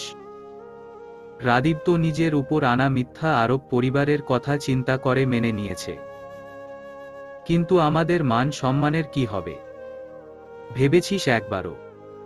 মীরা কিছু বলার মতো ভাষা খুঁজে পাচ্ছে না। এত কিছু কি হলো, কিভাবে হলো, কিছুই তার মস্তিষ্ক নিতে পারছে না।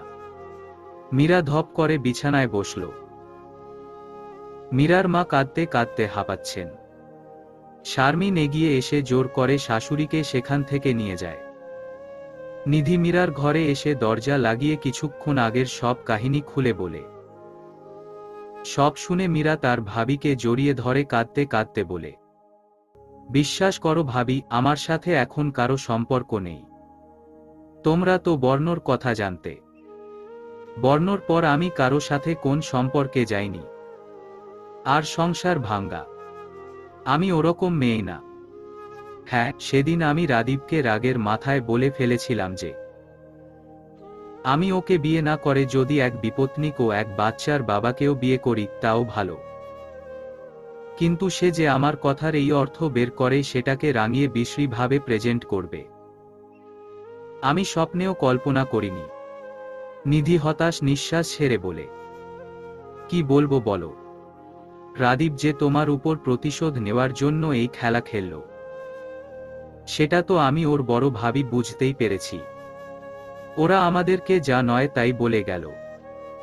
নিজের ছেলে মেয়েদের সম্পর্কে এসব কথা শুনলে কোন বাবা মা ঠিক থাকতে পারে বলো? তাই বলে আমাকে এরকমটা ভেবে নিবে? উনারা উনাদের মেয়েকে চেনে না। উনাদের মেয়ে কারো সংসার ভাঙার মতো মেয়ে এটাই ভাবল। তাহলে তো আমি বর্ণর সংসারই ভাঙতে পারতাম। আমি কি পারতাম না বর্ণর স্ত্রীকে বলতে, বর্ণ আমাকে চিট করেছে? সেটা আমি কি করেছি? তুমি শান্ত হও। আমি তোমার ভাইকে বলেছি, ভাবিও বড় ভাইয়াকে বলবেন। রাতে বাবা মাকে বুঝাব সবাই। কেঁদো না তুমি। নিধি নিজে মীরার চোখ মুছিয়ে দেয়। কিছুক্ষণ বুকে আগলে রেখে একা থাকতে দিয়ে চলে যায়। মীরা দরজা লাগিয়ে বারান্দায় গিয়ে ফ্লোরে বসে। যান্ত্রিক শহরে মন বোঝার মানুষের অভাব হলেও ভুল বোঝার মানুষের অভাব হয় না। মীরা কিছু সময় পশ্চিম আকাশ পানে কাতর নয়নে চেয়ে থেকে। তার দৃষ্টিতে একরাশ অভিমানে ভরপুর। আকাশের দিকে চেয়ে থাকলে নিজেকে হালকা লাগে। তারপর উঠে গিয়ে অজু করে এসে নামাজে বসে। রাস্তায় রাদীপকে বেশ অনেকটা উৎফুল্লিত দেখে হতাশ হয় জুলির। আজ রাদীপের হুমকিতে বাধ্য হয়ে মিথ্যা কথা বলতে হয়েছে তাকে। তাদের বিয়ের 2টা সপ্তাহ পেরোলেও রাদীপ তাকে আগের মতো ভালোবাসে না। ভালোবাসা পেতে আজ সে একটা মেয়ের নামে মিথ্যা বলে আসলো। তার খারাপ লাগছে, কিন্তু কি করবে? অনেক ভালোবাসে যে। জুলির ভাবতে থাকে, আমরা যাকে সবচেয়ে বেশি ভালোবাসি আঘাতটা সেখান থেকেই পাই। এই তবে ভালোবাসা। জুলির সিটে মাথা এলে নির্নিমেষ জানালা দিয়ে বাহিরে চেয়ে থাকে। রাদীপ ফুরফুরে মনে বসে কানে হেডফোন গুজে গান শুনছে। মীরা তাকে যা অপমান করেছে সব কড়াইগণ্ডায় শোধ করে দিয়ে এসেছে। মীরা তাকে তার পরিবারের কাছে খারাপ বানিয়েছে, সে মীরাকে পরিবার ও বাহিরের মানুষের সামনে খারাপ বানিয়ে দিয়ে এসেছে। এখন সে নিজেকে জয়ী ভাবছে। 2 দিন যাবৎ মীরা ঘর থেকে বের হয় না। কখনো শারমিন বা কখনো নিধি এসে ওর খাবার ঘরে দিয়ে যায়। আজ ইন্টারভিউ আছে, তাই সবকিছু একসাথে নিয়ে বের হলো। শারমিন তা দেখে প্রশ্ন করে, ইন্টারভিউ দিয়ে বাড়িতে আসবে না? না ভাবি, ওখান থেকেই চলে যাব। কি বলো? তোমার ফ্লাইট তো সন্ধ্যায়। এত সময় কি করবে? যাই করি সময় কেটে যাবে। আসি ভাবি। এবার নিধি আটকাতে চাইলে মিসেস মলি জাহান কঠিন স্বরে বলেন, শারমিন, নিধি যে যেতে চাচ্ছে তাকে আটকানোর প্রয়োজন নেই। যেতে দাও। নিধি কিছু বলতে নিবে তখনই মীরা মলিন হেসে ইশারায় মানা করে। অতঃপর বেরিয়ে পড়ে। সেমিস্টার ব্রেকে শেহজাদ, ফ্রিসা ও ডক্টর আকবর তার স্ত্রী ছেলেকে নিয়ে আমেরিকায় গিয়েছেন। উদ্দেশ্য ডক্টর আকবরের ছেলে আবিরকে ডাক্তার দেখানো। উনারা জানেন যে আবির কখনো স্বাভাবিক হবে না, কিন্তু তাও চেষ্টা করে যাচ্ছেন। এরই মধ্যে একটু হালকা ঘোরাফেরাও হয়ে যাবে। ফ্রিসা তার বাবার সাথে নানা ভাই ও মায়ের দাদুর কবর দেখতে এসেছে। এখানকার কবরগুলোতে সব প্লাস সাইন দেওয়া। ফ্রিসা প্রশ্ন করে, বাবা, এখানে কবরে প্লাস সাইন কেন? মাম্মামেরটাতে তো নেই। শেহজাদ হালকা হেসে জবাব দেয়, এখানে যাদের কবর দেওয়া হয়েছে সবাই অন্য ধর্মের, তাই এটা রিলিজিয়াস ম্যাটার। কিন্তু ফ্রিসার মনের কৌতূহল দমেনি। সে পাল্টা প্রশ্ন করে, ওরা তো মাম্মামের পাপা ও দাদুমণি, তাহলে একই রকম না কেন? তুমি বড় হলে বুঝবে বাচ্চা। এটা মনে রাখো, in this world there is so many religion. সব রিলিজিয়ানে একজন বিধাতাকে বিভিন্ন নামে ডাকে, যার যার বিশ্বাসের উপর ভিত্তি করে। যেমন আমরা এক আল্লাহকে মানি, তাই আমরা মুসলিম। এলাট, আমি কোনো ধর্মকে হাট করতে চাই না। ফ্রিউনা রূপান্তরিত মুসলিম। ফ্রিসার মনের প্রশ্নকে যতটা সহজ করে উত্তর করা যায় করেছি। ফ্রিসা মিষ্টি করে হেসে বাবার হাত ধরে চলে আসে। আকবর আজকে মীরাদের বাড়িতে এসেছেন। সাথে এসেছে তার স্ত্রী, পুত্র ও নাতনি ফ্রিসা। শেহজাদ এই ব্যাপারে কিছু জানে না। শেহজাদ এখনো আমেরিকা থেকে ফেরেনি, একটা কাজে আটকে পড়েছে। ডক্টর আকবর তার স্ত্রী, ছেলে ও নাতনিকে নিয়ে গতকাল ফিরে এসেছে। তিনি এসেছেন মীরার বাবার সাথে কথা বলতে। প্রথমে এসেই নিজের পরিচয় দেওয়াতে মীরার পরিবার তাদেরকে সাদরে আপ্যায়ন করে। মিসেস শাহিদা বলেন, আমরা এখানে একটা উদ্দেশ্যে এসেছি। আপনারা প্লিজ বিব্রত হবেন না। বিষয়টা ঠান্ডা মাথায় ভেবে দেখবেন আশা করি। মিসেস মলি জাহান স্বামীর মুখপানে একবার চেয়ে হালকা হেসে বলেন, আপনি বলেন আপা। আমরা কিছু মনে করব না। মিসেস শাহিদা তার ছেলে ও নাতনিকে দেখিয়ে বললেন, ও হচ্ছে আমাদের একমাত্র ছেলে আবির। আর ও ফ্রিসাকে দেখিয়ে, হচ্ছে ফ্রিসা, আমার ভাইয়ের ছেলের ঘরের নাতনি। ফ্রিসার বাবা মানে আমার ভাতিজা শেহজাদ ও মীরার টিচার। শেহজাদ অ্যাসিস্ট্যান্ট প্রফেসর হিসেবে আছে।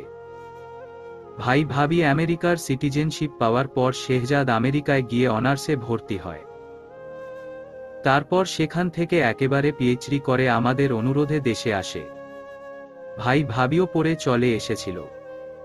উনারা এখন আর বেঁচে নেই।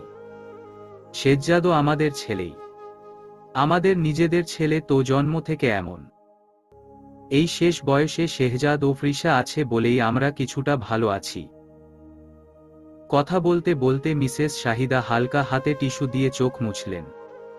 উপস্থিত সবাই নীরব।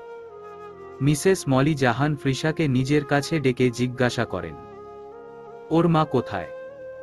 2 বছর আগে নিজের জেদ আঁকড়ে দ্বিতীয় সন্তান জন্ম দিতে গিয়ে ওকে মা হারা করে চলে যায়। মিসেস মলি জাহান আফসোস করেন। নিধি ও শারমিন আড়ালে দাঁড়িয়ে কিছু একটা সন্দেহ করছে। মীরার ভাইয়েরা বসে থেকে একে অপরের মুখ চাওয়াচাওয়ি করছে। নিধি কিছু একটা ভেবে ফ্রিসাকে মৃদুলার সাথে খেলার কথা বলে নিয়ে যায়। এবার ডক্টর আকবর রেহমান বলেন, জানি না আপনারা কিভাবে কি নিবেন। আমাদের স্বার্থপরও ভাবতে পারেন। আসলে আমরা নিজেদের স্বার্থেই এসেছি। মিস্টার রফিক তালুকদার এবার সন্দিহান হলেন। তিনি প্রশ্নাত্মক দৃষ্টি নিক্ষেপ করে শুধালেন, জি বলেন। আমরা শেহজাদের জন্য মীরার হাত চাইতে এসেছি। ফ্রিসার জন্য একটা মায়ের সন্ধানে এসেছি, যে শেহজাদ ও ফ্রিসার জীবনের অপূর্ণতা পূর্ণ করবে। মীরার বাবা মা ও ভাই ভাবিরা স্তব্ধ হয়ে গেল। তারা একে অপরের মুখ চাওয়াচাওয়ি করছে। মীরার ছোট ভাই মারুফ বলল, স্যার, আমি আপনাকে যথেষ্ট সম্মান করি। আপনার কাছে কি প্রস্তাবটা একটু অন্যরকম মনে হচ্ছে না? প্রস্তাবটা অন্যরকম সেটা আমিও মানি। কারণ অন্য কারো স্বামীর স্ত্রী হওয়া সহজ, কিন্তু অন্য কারো বাচ্চার মা হওয়া সহজ না। মাকে মমতাময়ী হতে হয়। বাঙালি মেয়েরা নিজের সন্তানের প্রতি মমতাময়ী হলেও স্বামীর পূর্বের স্ত্রীর সন্তানের প্রতি মমতাময়ী হতে পারে না। কিন্তু তাও আমি প্রস্তাব নিয়ে এসেছি, কারণ মীরাকে আমার অন্যরকম মনে হয়েছে। সে গতানুগতিক ধারার না। আকবর খানিক থামলেন। ফের কিছু বলবে তার আগে মীরার বাবা বলেন, দেখেন স্যার, মীরা যেহেতু আমার মেয়ে, সেও ক্ষেত্রে মেয়ের জন্য ভালো কিছু দেখা আমার কর্তব্য। আমার মেয়েকে বিবাহিত ছেলের সাথে কিভাবে? তাছাড়া মীরাকে আপনার অন্যরকম লাগলেই কি ও কারো সৎমা হিসেবে ভালো হবে? আমাদের সমাজে অনেক মেয়ে আছে যারা সৎমায়েদের কার্যক্রম শুনে কষ্ট পায়, কিন্তু পরবর্তীতে যখন ওরাই কারো সৎমা হয় তখন সেম কাজটাই করে। আকবর রেহমান করুণ নয়নে চাইলেন। অতঃপর মলিন স্বরে বললেন, জানি না আমার কেন মনে হয়েছে, কিন্তু সেদিন দেখার পর সত্যি মনে হয়েছিল। আমি সাথে সাথে প্রস্তাবও দিয়ে ফেলেছিলাম। এই তো কিছুদিন আগেও মীরা ভার্সিটিতে গিয়েছিল, কাজ শেষে ফ্রিসার সাথে কিছু কোয়ালিটি টাইম কাটিয়ে এসেছে। এবার রফিক তালুকদার ভ্রুকুঞ্চন করলেন। সতর্ক হয়ে শুধালেন, কোনদিন? কিছুদিন আগে জব ইন্টারভিউর জন্য এসেছিল তখন। মীরার বাবা এবার ভাবনায় পড়ে গেলেন। বিগত দিনগুলোর সব ঘটনা একে একে তার মস্তিষ্কে জড়ো হচ্ছে। দুইয়ে দুইয়ে 4 মেলানোর প্রচেষ্টায় ফের একবার হতাশ হলেন। ভাবলেন, মেয়ের এখানেই পছন্দ, তাই তো ওসব কথা বলেছিল। এখন মেয়ের সাথে অমত করলে বরং হিতে বিপরীত হতে পারে। মীরার বাবা বললেন, মীরা রাজি হলে আমরাও রাজি। কিন্তু আপত্তি করল মীরার ছোট ভাই মারুফ। সে বলল, কিন্তু বাবা, হতেও তো পারে মীরা বাচ্চা ভালোবাসে বলে ওই বাচ্চা মেয়েটাকে আদর করে। অন্য কারো বাচ্চার মা হওয়া সহজ কাজ নয়। মারুফকে জবাব দিল রুবেল। সে মলি জাহানের দিকে চেয়ে বলে, মীরা পারবে, ও ঠিক মায়ের মতো আগলাতে জানে। দৃষ্টি করুণ হল রুবেলের, অক্ষিপল্লব ভারী হল, সেই সাথে মলি জাহানেরও। রুবেল উঠে যেতেই মলি জাহানও আড়ালে চলে গেলেন। রফিক তালুকদার উনার স্ত্রী ও বড় ছেলেকে উঠে যেতে দেখে দীর্ঘশ্বাস ফেললেন।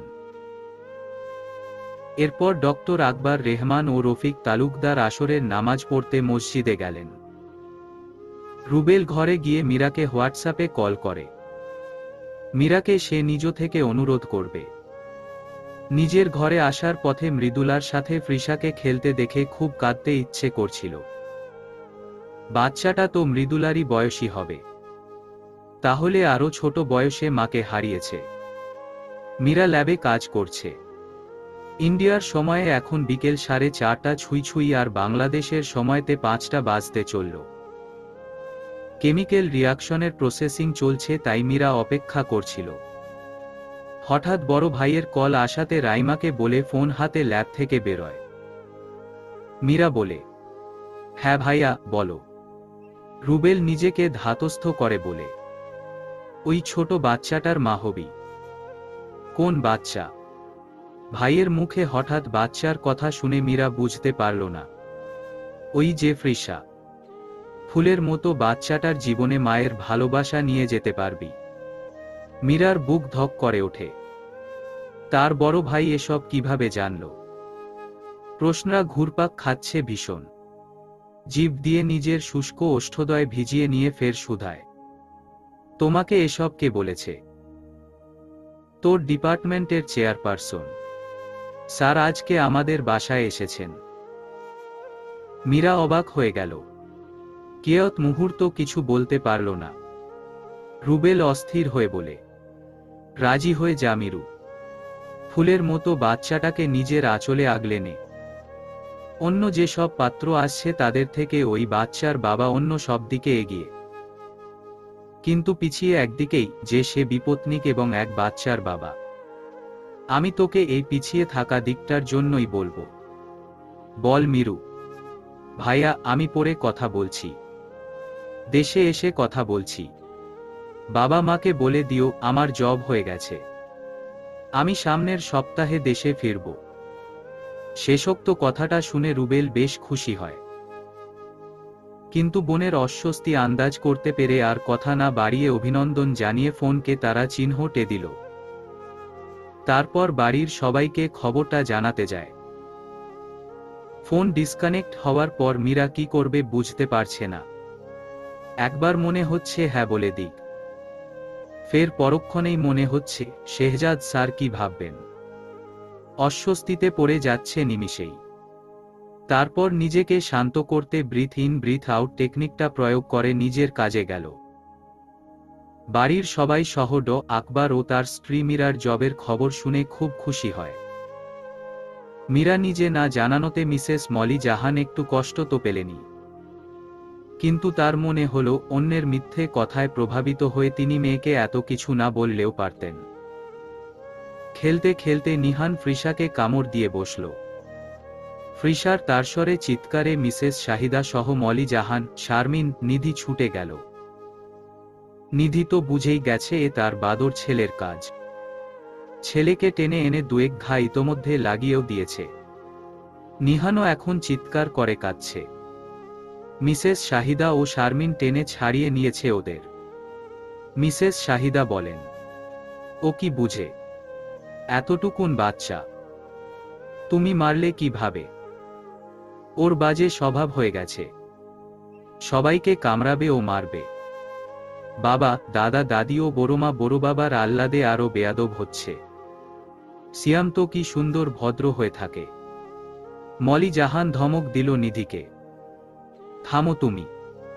ফ্রিসার হাতে স্যাভলন লাগিয়ে দাও, রক্তের ছাপ দেখা যাচ্ছে। নিধি দ্রুত ফ্রিসাকে নিজের ঘরে নিয়ে গিয়ে স্যাভলন বের করে তুলোতে নিয়ে আস্তে আস্তে লাগাতে থাকে। স্যাভলনের জ্বালা পোড়ার কারণে ফ্রিসা নিজেই কাতর হয়ে হাতে ফু দিচ্ছে। নিধি আদুরে কণ্ঠে বলে, সরি বাচ্চা, আমি ওই বা তারা চিহ্ন দ তারা চিহ্ন রকে আজ আচ্ছামতো বকে দিব। ফ্রিসা তার মিষ্টি কণ্ঠে বলে, no aunty, he is so cute. আমি ওর গাল টিপে দেওয়াতে ও কামড় দিয়েছে। ইট ওয়াজ মাই ফল্ট। নিধি কয়েক সেকেন্ড ফ্রিসার পানে নিরন্তর চেয়ে থাকে। তারপর ফ্রিসা চোখের সামনে হাত নাড়ালে দ্রুত দৃষ্টি হটিয়ে হেসে তুলোটা ফেলে দেয়। শেহজাদ আমেরিকা থেকে ফিরে সব বাড়িতে ঢুকতেই ফ্রিসা ছুটে যায়। শেহজাদও মেয়েকে পরম আদরে কোলে তুলে নেয়। তারপর শুরু হয় ফ্রিসার কথা। কথায় কথায় সে বলে ফেলে, জানো বাবা, নতুন মাম্মামের বাসায় কত মানুষ। সবাই আমাকে অনেক আদর করেছে। আমার মতো একটা কিউট গার্ল ও 2টা কিউট বেবি বয় আছে। একটা বেবি বয় আমার হাতে ব্যথা দিয়েছিল, এই দেখো হাত দেখিয়ে। তারপর বেবিটার আম্মু ওকে মেরেছেও। বেবিটা তো গালে হাত দেওয়াতে রেগে গিয়েছিল বলো। তারপর বেবিটার আম্মুটা আমার হাতে মেডিসিন লাগিয়ে দিয়েছে। শেহজাদ মেয়ের কথা শুনে খুব অবাক হয়। তার অনুপস্থিতিতে সবাই এত দূর এগিয়ে গেছে। ফ্রিসার মধ্যেও বেশ উৎসাহ দেখা যাচ্ছে। সে কি আদৌ বুঝে নতুন মাম্মাম মানে কি? শেহজাদ হতাশ হয়। তারপর তার ফুফিকে ডাকে। ফুফি যান। মিসেস শাহিদা উনার ছেলের ঘরে ছিলেন। শেহজাদের ডাক শুনে সেখানে আসেন। তুমি এখনো এখানে দাঁড়িয়ে? ঘরে গিয়ে ফ্রেশ হয়ে রেস্ট করো। আর ফ্রিসা, তোমার বাবা এখন টায়ার্ড না? কোল থেকে নেমে পড়তে বসো। কয়েকদিন পর পরীক্ষা তোমার। আমি কিন্তু তোমার লেখা চেক করব। যাচ্ছি দাদুমণি। বাবাকে স্টোরি বললাম। বাবা, গো অ্যান্ড রেস্ট। এই বলে ফ্রিসা কোল থেকে নেমে ছুটে চলে যায়। ফ্রিসা যেতেই শেহজাদ ক্লান্ত কণ্ঠে শুধায়, কাল আপনারা কোথায় গিয়েছিলেন? মিসেস শাহিদা খানিক ঘাবড়ালেন। অতঃপর কণ্ঠে স্বাভাবিকতা প্রকাশ করে বললেন, তোমার ফুফা যেই মেয়ের কথা বলেছিল সেই মেয়ের বাড়িতে। কেন? কি লাভ? তুমি অযথা হতাশ হচ্ছ শেহজাদ। সেই মেয়েটির পরিবার কিন্তু অনেকটাই রাজি। এখন মেয়ে দেশে ফিরলে চূড়ান্ত সিদ্ধান্ত জানাবে। আমার কিন্তু শতভাগ মনে হচ্ছে মেয়েটি রাজি হয়ে যাবে। ফ্রিসাকে তো পছন্দ করে মেয়েটা। আপনারা কার কথা বলছেন? শেহজাদের কণ্ঠে সন্দেহের সুর। মিসেস শাহিদা কথা কাটাতে চাইলেন, সেটা তুমি পরে ঠিকই জানতে পারবে। আগে তাদের চূড়ান্ত সিদ্ধান্ত জানাক। এখন যাও, গিয়ে ফ্রেশ হয়ে রেস্ট করো। এটা বলেই আর কালক্ষেপণ না করে মিসেস শাহিদা দ্রুত স্থান ত্যাগ করলেন। শেহজাদ পিছু ডাকলেও ফিরলেন না। অতঃপর শেহজাদ ঘন নিঃশ্বাস ছেড়ে নিজের রুমের দিকে অগ্রসর হয়। যাওয়ার আগে সার্ভেন্টকে ডেকে 10 মিনিট পর কড়া করে কফি বানিয়ে পাঠাতে বলে। এখন সে এসব নিয়ে ভাবতে নারাজ। যা হবে পরে দেখা যাবে। মীরা ও রাইমা কফি নিয়ে ব্যালকনির ফ্লোরে ম্যাট বিছিয়ে বসে কাচের থাই গ্লাসে পিঠ ঠেকিয়ে রেখেছে। দুজনের নিরন্তর দৃষ্টি আকাশের ওই থালার মতো শুভ্র রঙের পূর্ণ চন্দ্রের দিকে। সব লাইট বন্ধ করে চাঁদের জ্যোৎস্না উপভোগ করছে দুই বান্ধবী। পাশে সাউন্ড বক্সে সফট মিউজিক টোন বাজছে। নীরবতার সুতা কেটে রাইমা ভাবলেশহীন কণ্ঠে শুধায়, আমাদের আর দেখা হবে না, তাই না? মীরা রাইমার দিকে ফিরল। কাল সন্ধ্যায় তার ফ্লাইট। রাইমার নীরবতাই তাকে ওর কষ্টটা বুঝিয়ে দিচ্ছে। মেয়েটা তো নীরব থাকার মতোই না। মীরা বলে, হবে। দূরত্বে কি বন্ধুত্ব নষ্ট হয়ে যায়? তুই সারা জীবন আমার প্রিয় রাই হয়ে থাকবি। আমিও মাঝে মাঝে তোকে দেখতে না বলে চলে আসব। সত্যি আসবি? হুম। আবারও নীরবতা। মীরা ঝাপসা দৃষ্টিতে ফের আলোকিত চাঁদকে দেখতে থাকে। রাইমার চোখ থেকে 2 ফোঁটা অশ্রুজল তার কফির মগে টুপ করে পড়ল। নতুন দীপশিখা প্রজ্বলিত হতে শুধু কিছু ধাপ বাকি। বৈঠকের সবার উৎসুক দৃষ্টি মীরার উপর নিবন্ধ। মীরা এতে যেন দোটানার সাথে অস্বস্তিতেও পড়ে গেছে। কিছুক্ষণ আগেই সে ডক্টর আকবর রেহমানের সাথে ফোনে কথা বলেছে। জেনেছে শেহজাদ স্যার মীরার বিষয়ে জানে না। মীরা তখন অবাক হয়েছিল, কিন্তু পরে জানতে পারল মেয়ে দেখেছে জানে, কিন্তু মেয়েটা কে তা জানে না। এগুলো রোমান্থন করে মীরার অস্বস্তি লাগছে। শেহজাদ স্যার কি ভাববে তার ব্যাপারে? কেমন এক গুমোট অনুভূতিরা লতার মতো তাকে আষ্টে পৃষ্ঠে ধরেছে।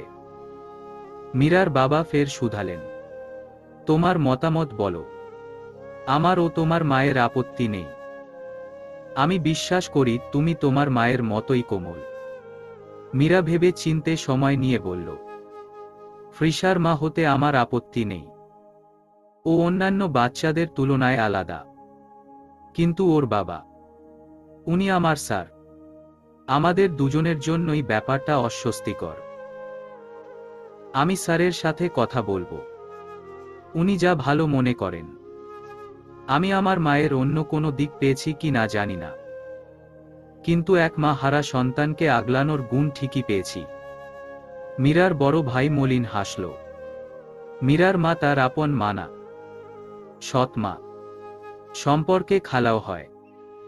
রুবেলের যখন 3 বছর বয়স তখন তার জন্মদাত্রী মায়ের আচমকা স্ট্রোকে মৃত্যু হয়েছিল। তারপর কিছুদিন পর তার নানা নানি নিজেদের নাতির কথা ভেবে তাদের ছোট মেয়ের সাথে বড় মেয়ের স্বামীর আবার বিয়ে দেন। মলি জাহান রুবেলকে কখনো নিজের ছেলের চেয়ে কম মনে করেননি। মলি জাহান মীরার পাশে এসে বসলেন। অতঃপর মাথায় হাত রেখে স্নেহের স্বরে বললেন, অন্যান্য বাবা মায়েরা কখনো চান না তাদের আদরের মেয়েকে বাচ্চা আছে এমন লোকের সাথে বিয়ে দিতে, কিন্তু আমরা এখন চাইছি।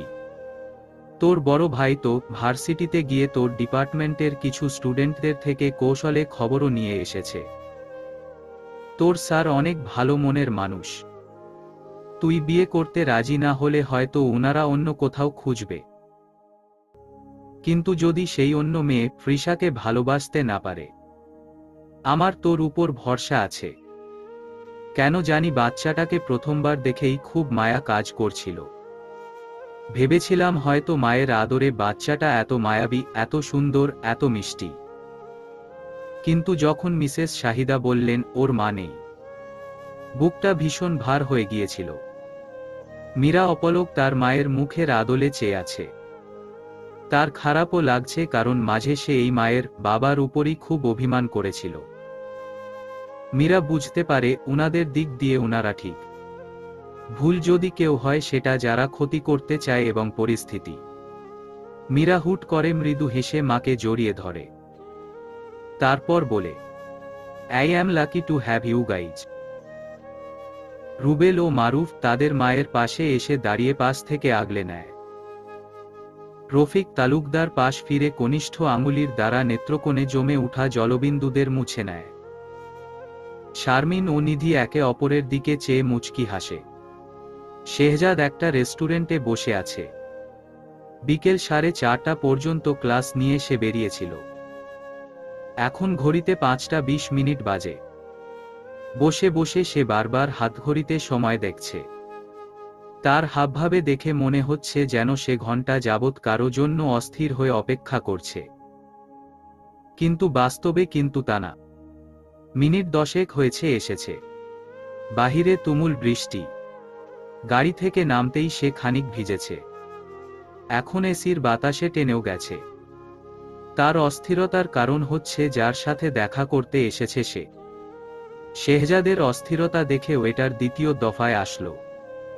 স্যার, কিছু অর্ডার করবেন? চা অর কফি? শেহজাদ ভাবল।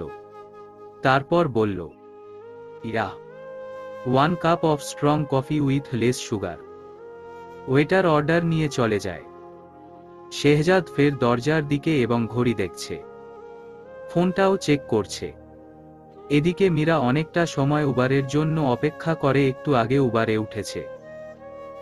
বৃষ্টির কারণে রাস্তায় জ্যাম। বৈশাখ মাসে তেমন একটা বৃষ্টি না হলেও 2 দিন যাবৎ হচ্ছে। গতকাল খুব অল্প হয়েছিল। আজও দুপুর অবধি আকাশ রোদে ঝলমল করছিল। হুট করে বৃষ্টি নামল। লাগাতার আধা ঘন্টা যাবৎ বৃষ্টি হচ্ছে। জামা ও পায়জামার নিচের অংশ একটু ভেজা। গুগল ম্যাপে দেখল আর 5 মিনিট লাগবে গন্তব্যে পৌঁছাতে। আজ তার ভার্সিটিতে ক্লাস নেওয়ার তৃতীয় দিন ছিল। নতুন নতুন চাকরির পরিবেশ। আবার যাচ্ছেও নিজের ইউনিভার্সিটির টিচারের সাথে দেখা করতে। অস্বস্তির পারদ সর্বোচ্চ স্থানে পৌঁছে গেছে। মীরা দেখল জ্যাম ছুটেছে, আর 5 মিনিটে পৌঁছে যাবে। সেখানে গিয়ে কি বলবে মনে মনে তারই হিসাব কষে নিচ্ছে। শেহজাদ কফি শেষ করে ওয়েটারকে ডেকে কফির বিলটা দিয়ে দিল।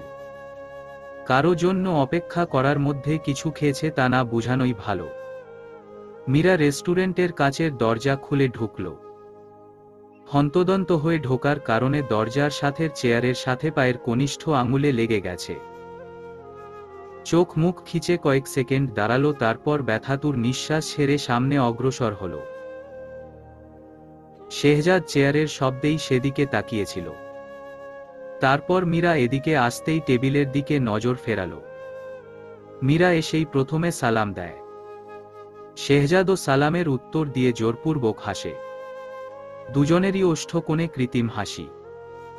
মীরা বলল, এক্সট্রিমলি সরি স্যার। হঠাৎ বৃষ্টি, তার উপর জ্যামে আটকা পড়ে লেট হয়ে গেছে। It's okay. কফি? হ্যাঁ, কফি নিবে? মীরা প্রথমে বুঝতে পারেনি। যখন বুঝল সে বোকার মতো প্রশ্ন করেছে তখন ভীষণ লজ্জিত হল। কিন্তু তার কফি পান করতে ইচ্ছে করছে না। ভার্সিটিতে সকাল থেকে 3 কাপ কফি সে অলরেডি খেয়েছে। তাই ইতস্তত করে বলল, চা হলে ভালো হতো। কফিও চলবে। শেহজাদ ওয়েটারকে ডেকে 2 কাপ চা সাথে চিকেন কর্ন স্যুপ ও চিকেন মাশরুম সালাদ অর্ডার করল। মীরা কোলের উপর 2 হাত চেপে বসে আছে। এতক্ষণ যা প্র্যাকটিস করছিল এখন সব ভুলে গেছে। শেহজাদ মীরাকে দেখে বুঝল মীরা অস্বস্তিতে আছে। নিজেই শুধালো, স্যার ও ফুফিজান আমাকে সব বলেছে। আমি নিজেও বিয়ে করতে চাইনি। ইভেন আমি তোমার ব্যাপারে 3 ডেজ হলো জেনেছি। রিসেন্টলি ফ্রিশাকে প্রতি মাসের রুটিন চেক আপ করার পর ভার্সিটিরই এক সাইকোলজিস্টের কনসাল্ট করেছিলাম। উনার সাজেশনে বেসিক্যালি আমি বিয়েতে মতো দিয়েছি। বাট স্যার যে তোমাকে চুজ করেছে জানতাম না। স্যার বলল ফ্রিশা তোমাকে অনেক পছন্দ করে। ফ্রিশাও বলেছে, but you have choice if you want then. Mira নিজের শুষ্ক ঠোঁট জোড়াকে জিহ্বার সাহায্যে অতি সন্তর্পণে ভিজিয়ে নিয়ে মৃদু কণ্ঠে বলে, আমার অন্য কোথাও চয়েস নেই। ফ্রিশাকে আমার ফ্যামিলিও পছন্দ করেছে। আমার ফ্যামিলির এতে সায় আছে। শেহজাদ ঘাড় নাড়ল। ততক্ষণে ওদের অর্ডারকৃত খাবার চলে এসেছে। চাটা পরে আসবে। শেহজাদ ইশারায় মীরাকে নিতে বলল। খাওয়ার সময়টাতে দুজনে কথা বলল না। খেতে খেতে ওরা নিজেদের কথা গুছাচ্ছে। খাওয়া শেষে চা আসলে শেহজাদ শুধালো, ফার্স্ট টিচিং এক্সপেরিয়েন্স কেমন লাগছে? মীরা মৃদু হেসে বলে, কোয়াইট গুড। আপনাদের স্ট্রাগলটা বুঝতে পারছি। খানিক হাসির পরিবেশ সৃষ্টি হলো। তোমার রেজাল্ট তো অনেক ভালো দেখলাম। আমাদের ভার্সিটিতেও হতে পারত। এ যা এক্স স্টুডেন্ট সিজিপিএ 3.8 হলেই এনাফ। এখানে হওয়ার পর মনে মনে হলেও চেয়েছিলাম, কিন্তু এখন সার্কুলার ছিল না। চাইলে পরের বার ট্রাই করতে পারবে। এখন এক্সপেরিয়েন্স গেদার করো। নিজের ভার্সিটিতে টিচিং করা আরও চ্যালেঞ্জিং। জি স্যার। কথা বলতে বলতে চা পান করাও শেষ। শেহজাদ বলে, ওকে চলো। সন্ধ্যা হয়ে আসবে। বৃষ্টিও থেমে গেছে। জি স্যার। মীরা উবারে কল করতে চাইলে শেহজাদ বলে, উবার আসতে সময় লাগবে। এমনিতেও বৃষ্টি হয়েছে। আমি তোমাকে কিছু দূর ড্রপ করে দিচ্ছি। মীরা ফের দোটানাতে পড়ল। তাকে ভাবতে দেখে শেহজাদ ফের বলে, যেখানে বিয়ে হচ্ছে সেখানে সামান্য ড্রপ করা নিয়ে না ভাবাই ভালো। এই কথার পর মীরার কি কিছু বলার থাকে? সে ইশারায় হ্যাঁ বলে শেহজাদের সাথে চলতে থাকে। 2 দিন পর মীরা ফ্রিসার সাথে ফোনে কথা বলছে। প্রায় ঘন্টা খানেক হতে চলল তাদের কথোপকথন। তখন অন্য এক অচেনা নাম্বার থেকে বারবার বিরামহীন কল আসছে। মীরা তা দেখে বিরক্ত হয়ে আবার ফ্রিসার কথা বলছে। এদিকে ফ্রিসার চোখে ঘুম চলে এসেছে। কথন বলার এক পর্যায়ে তার কোনো আওয়াজ না পেয়ে মীরা হালকা হেসে ফোন রেখে দেয়। অতঃপর কফি বানাতে যায়। লাইট কফির সাথে মধু মিশিয়ে খেলে তার ঘুম ভালো হয়। ঘড়িতে এখন রাত 11টা। মীরার বড় ভাবি খাবারগুলো ফ্রিজে রাখছে। সে মীরাকে বলে, মিরু, তোমার ভাইয়ার জিজ্ঞাসা করছিল কাল তো শুক্রবার, তাহলে কথা বলে কালকে এই আংটি বদল এগুলো হয়ে যাক, তারপর সামনের শুক্রবার বিয়ে। মীরা কিঞ্চিত ভাবল, জবাবে বলল, এখন না, এখন ভার্সিটিতে অ্যাড্রপের কার্যক্রম চলছে, তারপর ক্লাস রিশিডিউলিং, এগুলো চলছে। আমার নিজেরও একটা ক্লাসের ক্লাস টাইম চেঞ্জ হয়েছে, আরও হয় কি না কে জানে। তাছাড়া আমি ফ্রিসার মনের কথাও বুঝতে চাই। আমার সাথে টাইম স্পেন্ড করতে পছন্দ করে বলেই যে মায়ের জায়গা দিয়ে দিবে এমনটা তো না। হতেও পারে আন্টি হিসেবে পছন্দ করে, কিন্তু মায়ের জায়গাটা খুব সেন্সিটিভ। 1 সপ্তাহ ওর সাথে সময় কাটানোর পর যদি মনে হয় ও আমাকে সত্যিই মা হিসেবে মানে, তাহলেই বাকি সব। বিয়ের পরও কিন্তু দিনের 10 ঘন্টা আমি ওর সাথে থাকতে পারবো না, এটাও তো বুঝতে হবে। আচ্ছা, আমি তোমার ভাইকে বলবো। এখন যে কফি খাচ্ছ, ঘুম হবে না তো? তোমার তো কাল ছুটি। তুমি তো জানোই আমি মধু দিয়ে কফি খেলে ঘুম আরও ঝেঁকে আসে। তা ঠিক বলেছ। আচ্ছা খাও তবে। সিয়াম এখনো ঘুমাচ্ছে না, তোমার ভাইয়ের সাথে জেগে জেগে ফোন দেখছে। মীরা হাসল। তারপর কফি করে নিজের ঘরে চলে আসলো। এসে দেখল আবারও ফোন বাজছে, ওই একই অচেনা নাম্বার থেকে। মীরা ভাবল হয়তো কোনো স্টুডেন্ট, কিন্তু এত রাতে? ক্লাসে তো বলাই হয়েছে যে কোনো দরকার হলে অফিস আওয়ারে আসতে, আর যদি অফিস আওয়ারে আসতে না পারে তবে রাত 8টার আগে কল করতে। এখন বাজে 11টা। ফার্স্ট সেমিস্টারের স্টুডেন্টরাই এই কাজগুলো বেশি করে।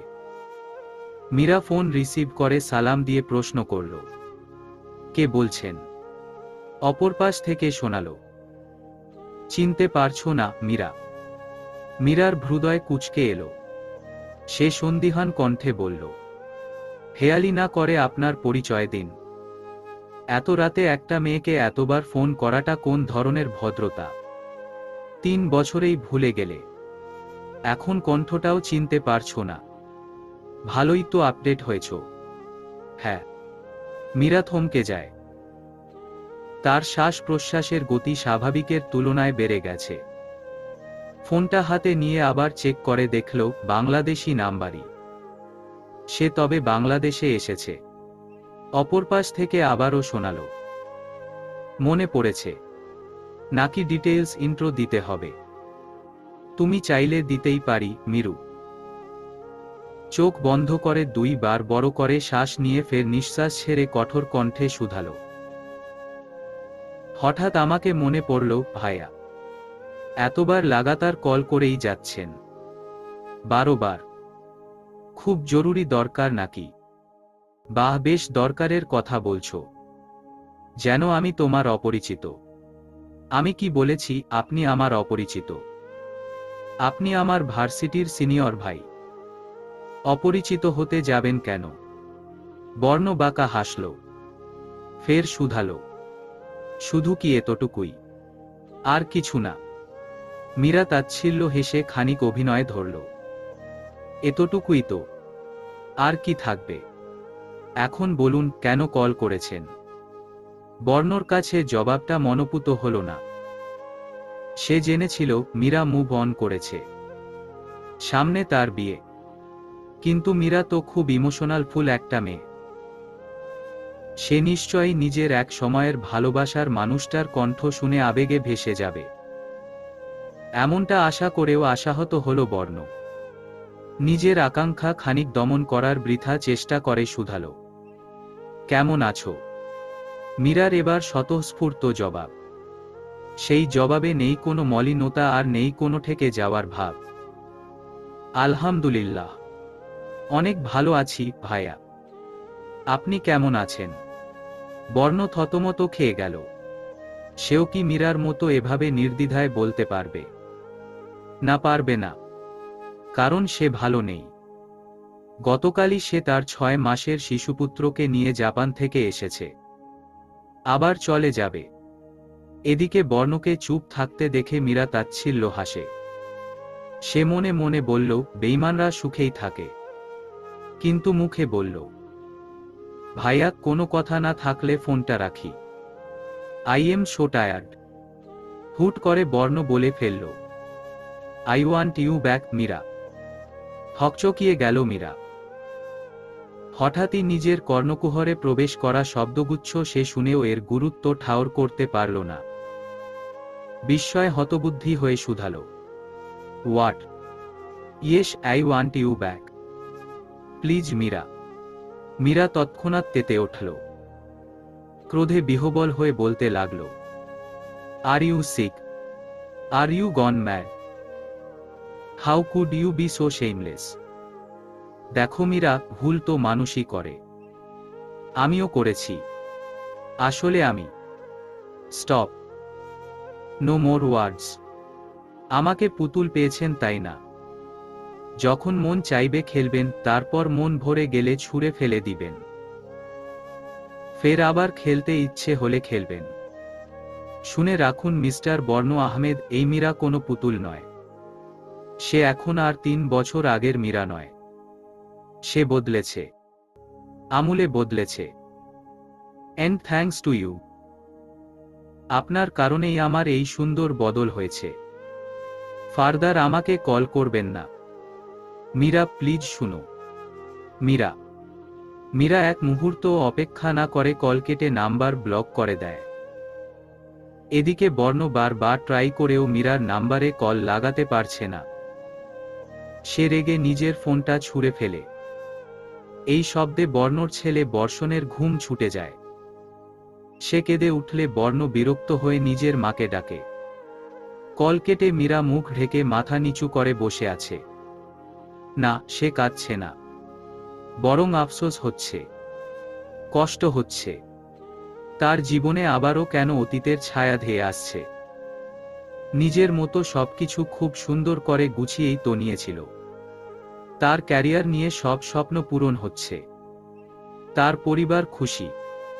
বিয়েও করতে চলেছে এক ভালো মনের মানুষকে। একটা ছোট বাচ্চার মায়ের পরিচয়ও পেতে চলেছে।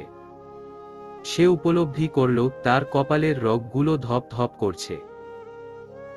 মাথা ব্যথা যে আবারও তাকে নিজের সাথে আষ্টেপৃষ্ঠে জড়িয়ে নিবে, তা বুঝেই ঠান্ডা হয়ে যাওয়ার কফির সাথে একটা মাইল্ড ডোজের স্লিপিং পিল ও 2টো প্যারাসিটামল খেয়ে নিল।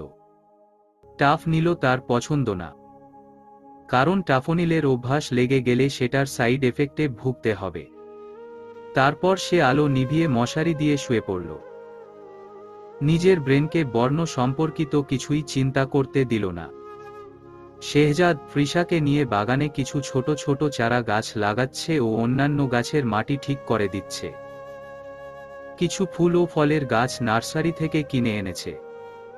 গাছের যত্নের জন্য তারা মালি রাখে না। টাইমপাস হিসেবে গার্ডেনিং বেশ ভালো একটা উপলক্ষ। কিছু গাছ মরে গেছিল, তাই সেসবের রিপ্লেসমেন্টে নতুন ও অন্যান্য গাছের চারা এনেছে। ফ্রিসা পানির পাইপলাইনের ছোট লিকেজের কাছে গিয়ে কিছুক্ষণ দুষ্টমি করে শরীরে কাদা মাখিয়ে এসেছে। শেহজাদ খানিক রাগ দেখিয়ে ওকে বকে, তোমাকে নিষেধ করেছিলাম না, তাও ওখানে গিয়েছো কেন? সরি বাবা, আমি তো পাইপের ফুটোটা বন্ধ করতে গিয়েছিলাম। শেহজাদ আর কি বলবে। ফ্রিসাকে বাসার ভেতরে নিয়ে যায়। মিসেস শাহিদা ড্রয়িং রুমে বসে টিভি দেখছিলেন।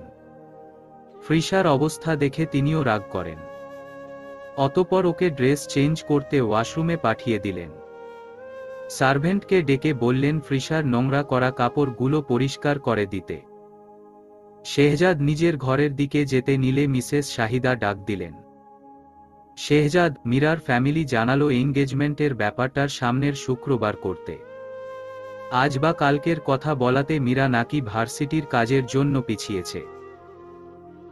ঠিক আছে, সমস্যা নেই, বাকিটা আপনারা বুঝে নিন। শেহজাদও ফ্রেশ হতে চলে যায়। বেলা 12টা বেজে গেছে, নামাজে যেতে হবে। সারাদিন মীরা ফোনে ফ্লাইট মুড দিয়ে রেখেছিল। ওয়াইফাই অন ছিল, তাই জরুরি কিছু থাকলে ইমেইল ও হোয়াটসঅ্যাপে সেরে নিয়েছে। রাতে ফ্লাইট মুড অফ করতেই প্রায় ঘন্টা খানেক পর আবারও আরেকটা অচেনা নাম্বার থেকে কল আসা শুরু। মীরা এবার আর ফোন তুলল না, ফের ব্লক করল। আজ রাতেও ফ্রিসার সাথে কথা বলছে মীরা। হঠাৎ ফ্রিসা জিজ্ঞাসা করে, ফেইরি আন্টি, তোমার বুঝি মন খারাপ? না তো। কেন বাচ্চা, ঠিক মতো কথা বলছো না? শেহজাদ পাশেই বসা ছিল। মেয়ে তো তার ফোন দিয়েই কথা বলছে। সে বলল, ফ্রিসা, তুমি এখন ঘুমাতে যাও, কাল আবার কথা বলো। আন্টিরও মেবি ঘুম পাচ্ছে। ফ্রিসা তার বাবার কথা শুনে মীরাকে জিজ্ঞাসা করে, তোমারও কি ঘুম পাচ্ছে ফেইরি আন্টি? মীরা কি বলবে না বলবে ভেবে শেহজাদের সাথে হ্যাঁ মিলালো। বলল, সরি ফ্রিসা মনি, আজকে আন্টির একটু মাথা ধরেছে। Okay, take rest fairy aunty. Good night. Good night Frisa মনি। মীরা ফোন কেটে সবার আগে সিম কার্ড খুলে ফেলল, তারপর ফোন বন্ধ করে রাখল। দেখতে দেখতে 2 দিন পেরিয়ে গেছে। আজ সোমবার, বাহিরে তপ্ত রোদ। সূর্যের ক্ষোভ, রাগ যেন ধরণীতে তাপদাহ সৃষ্টি করছে। কিছুক্ষণ ছাতা বা ছাউনি ছাড়া দাঁড়ালে মনে হবে শরীরের চামড়া ঝলসে যাচ্ছে।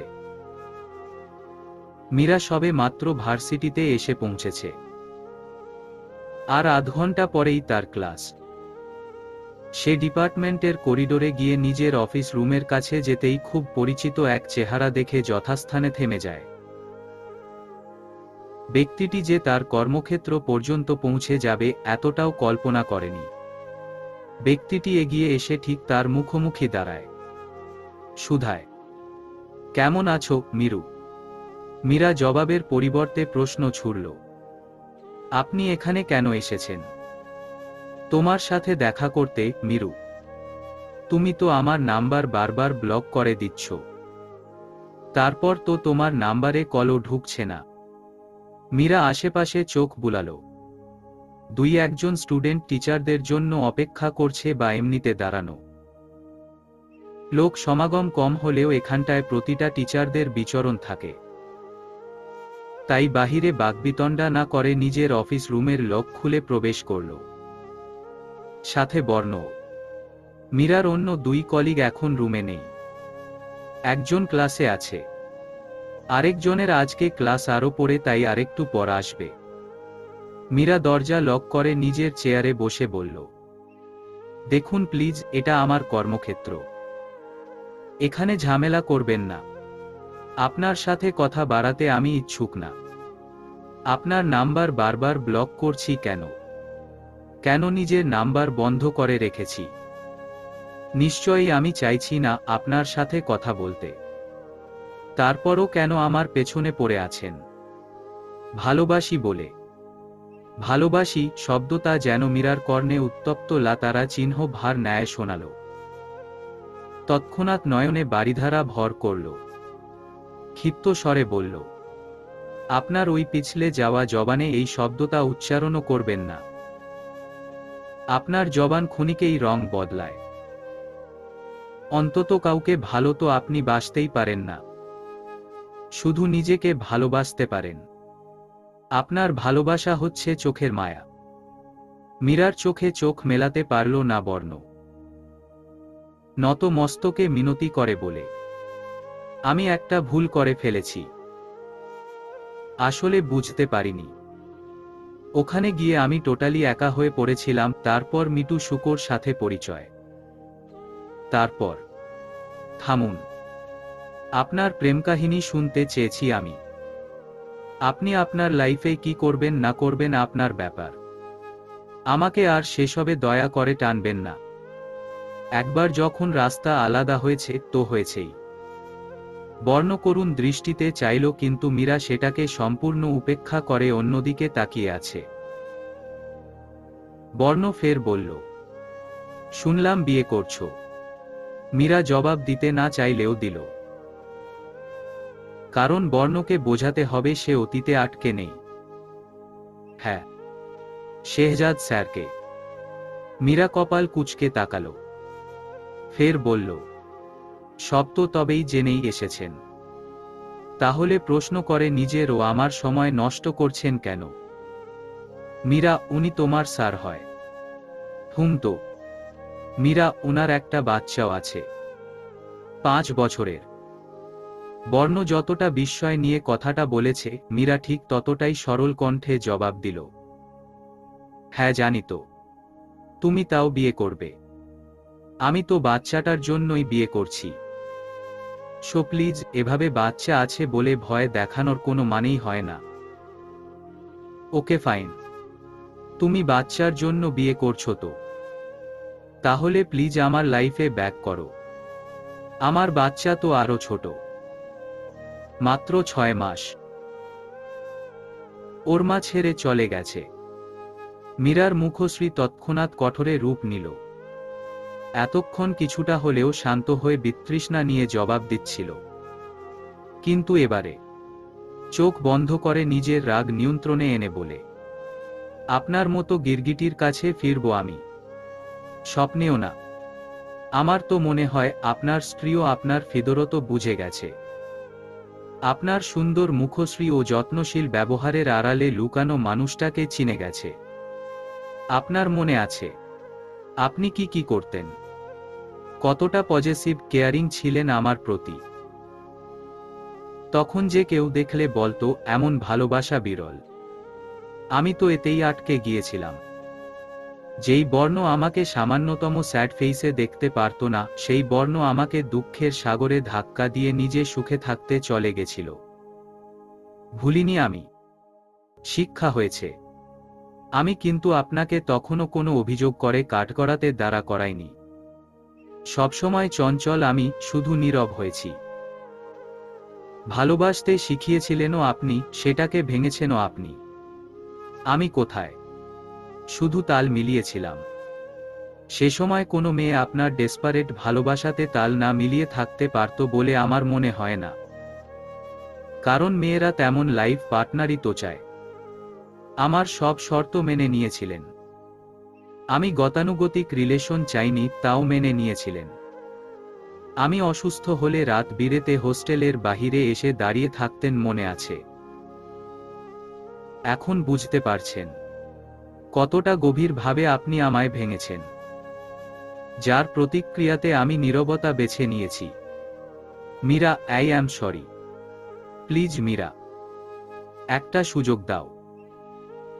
আমি কখনো তোমাকে কষ্ট দিব না। মীরার মাথার নিউরনগুলো ধপ ধপ করছে।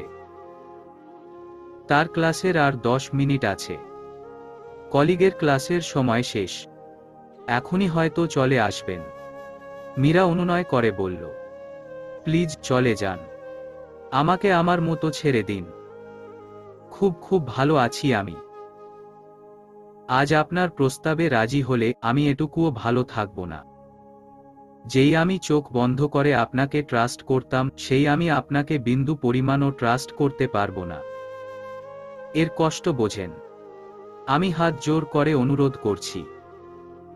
আপনার জন্য দোয়া করব যেন সত্যি সত্যি কাউকে মৃত্যু পর্যন্ত আগলে রাখার মতো ভালোবাসতে পারেন এবং তার থেকেও তেমন অপার ভালোবাসা পান। সেই কেউটা আমি নই, বর্ণ। বর্ণ একদৃষ্টিতে মীরার পানে চেয়ে থেকে শান্ত কণ্ঠে বলে, একটা রিকোয়েস্ট রাখবে? বলুন। একটা গান গাও না, শুধু একবার, লাস্টবার। আমি চলে যাব, আর আসব না। মীরা কয়েক সেকেন্ড নিরুত্তর চেয়ে থেকে একটা গানের কলি ধরল। কেন মেঘ আসে হৃদয় আকাশে, কেন মেঘ আসে হৃদয় আকাশে, তোমারে দেখিতে দেয় না, মোহ মেঘে তোমারে দেখিতে দেয় না, মোহ মেঘে তোমারে অন্ধ করে রাখে, তোমারে দেখিতে দেয় না। গাইলাম। এবার প্লিজ আমার কলিগ চলে আসবে। বর্ণ উঠে দাঁড়ালো।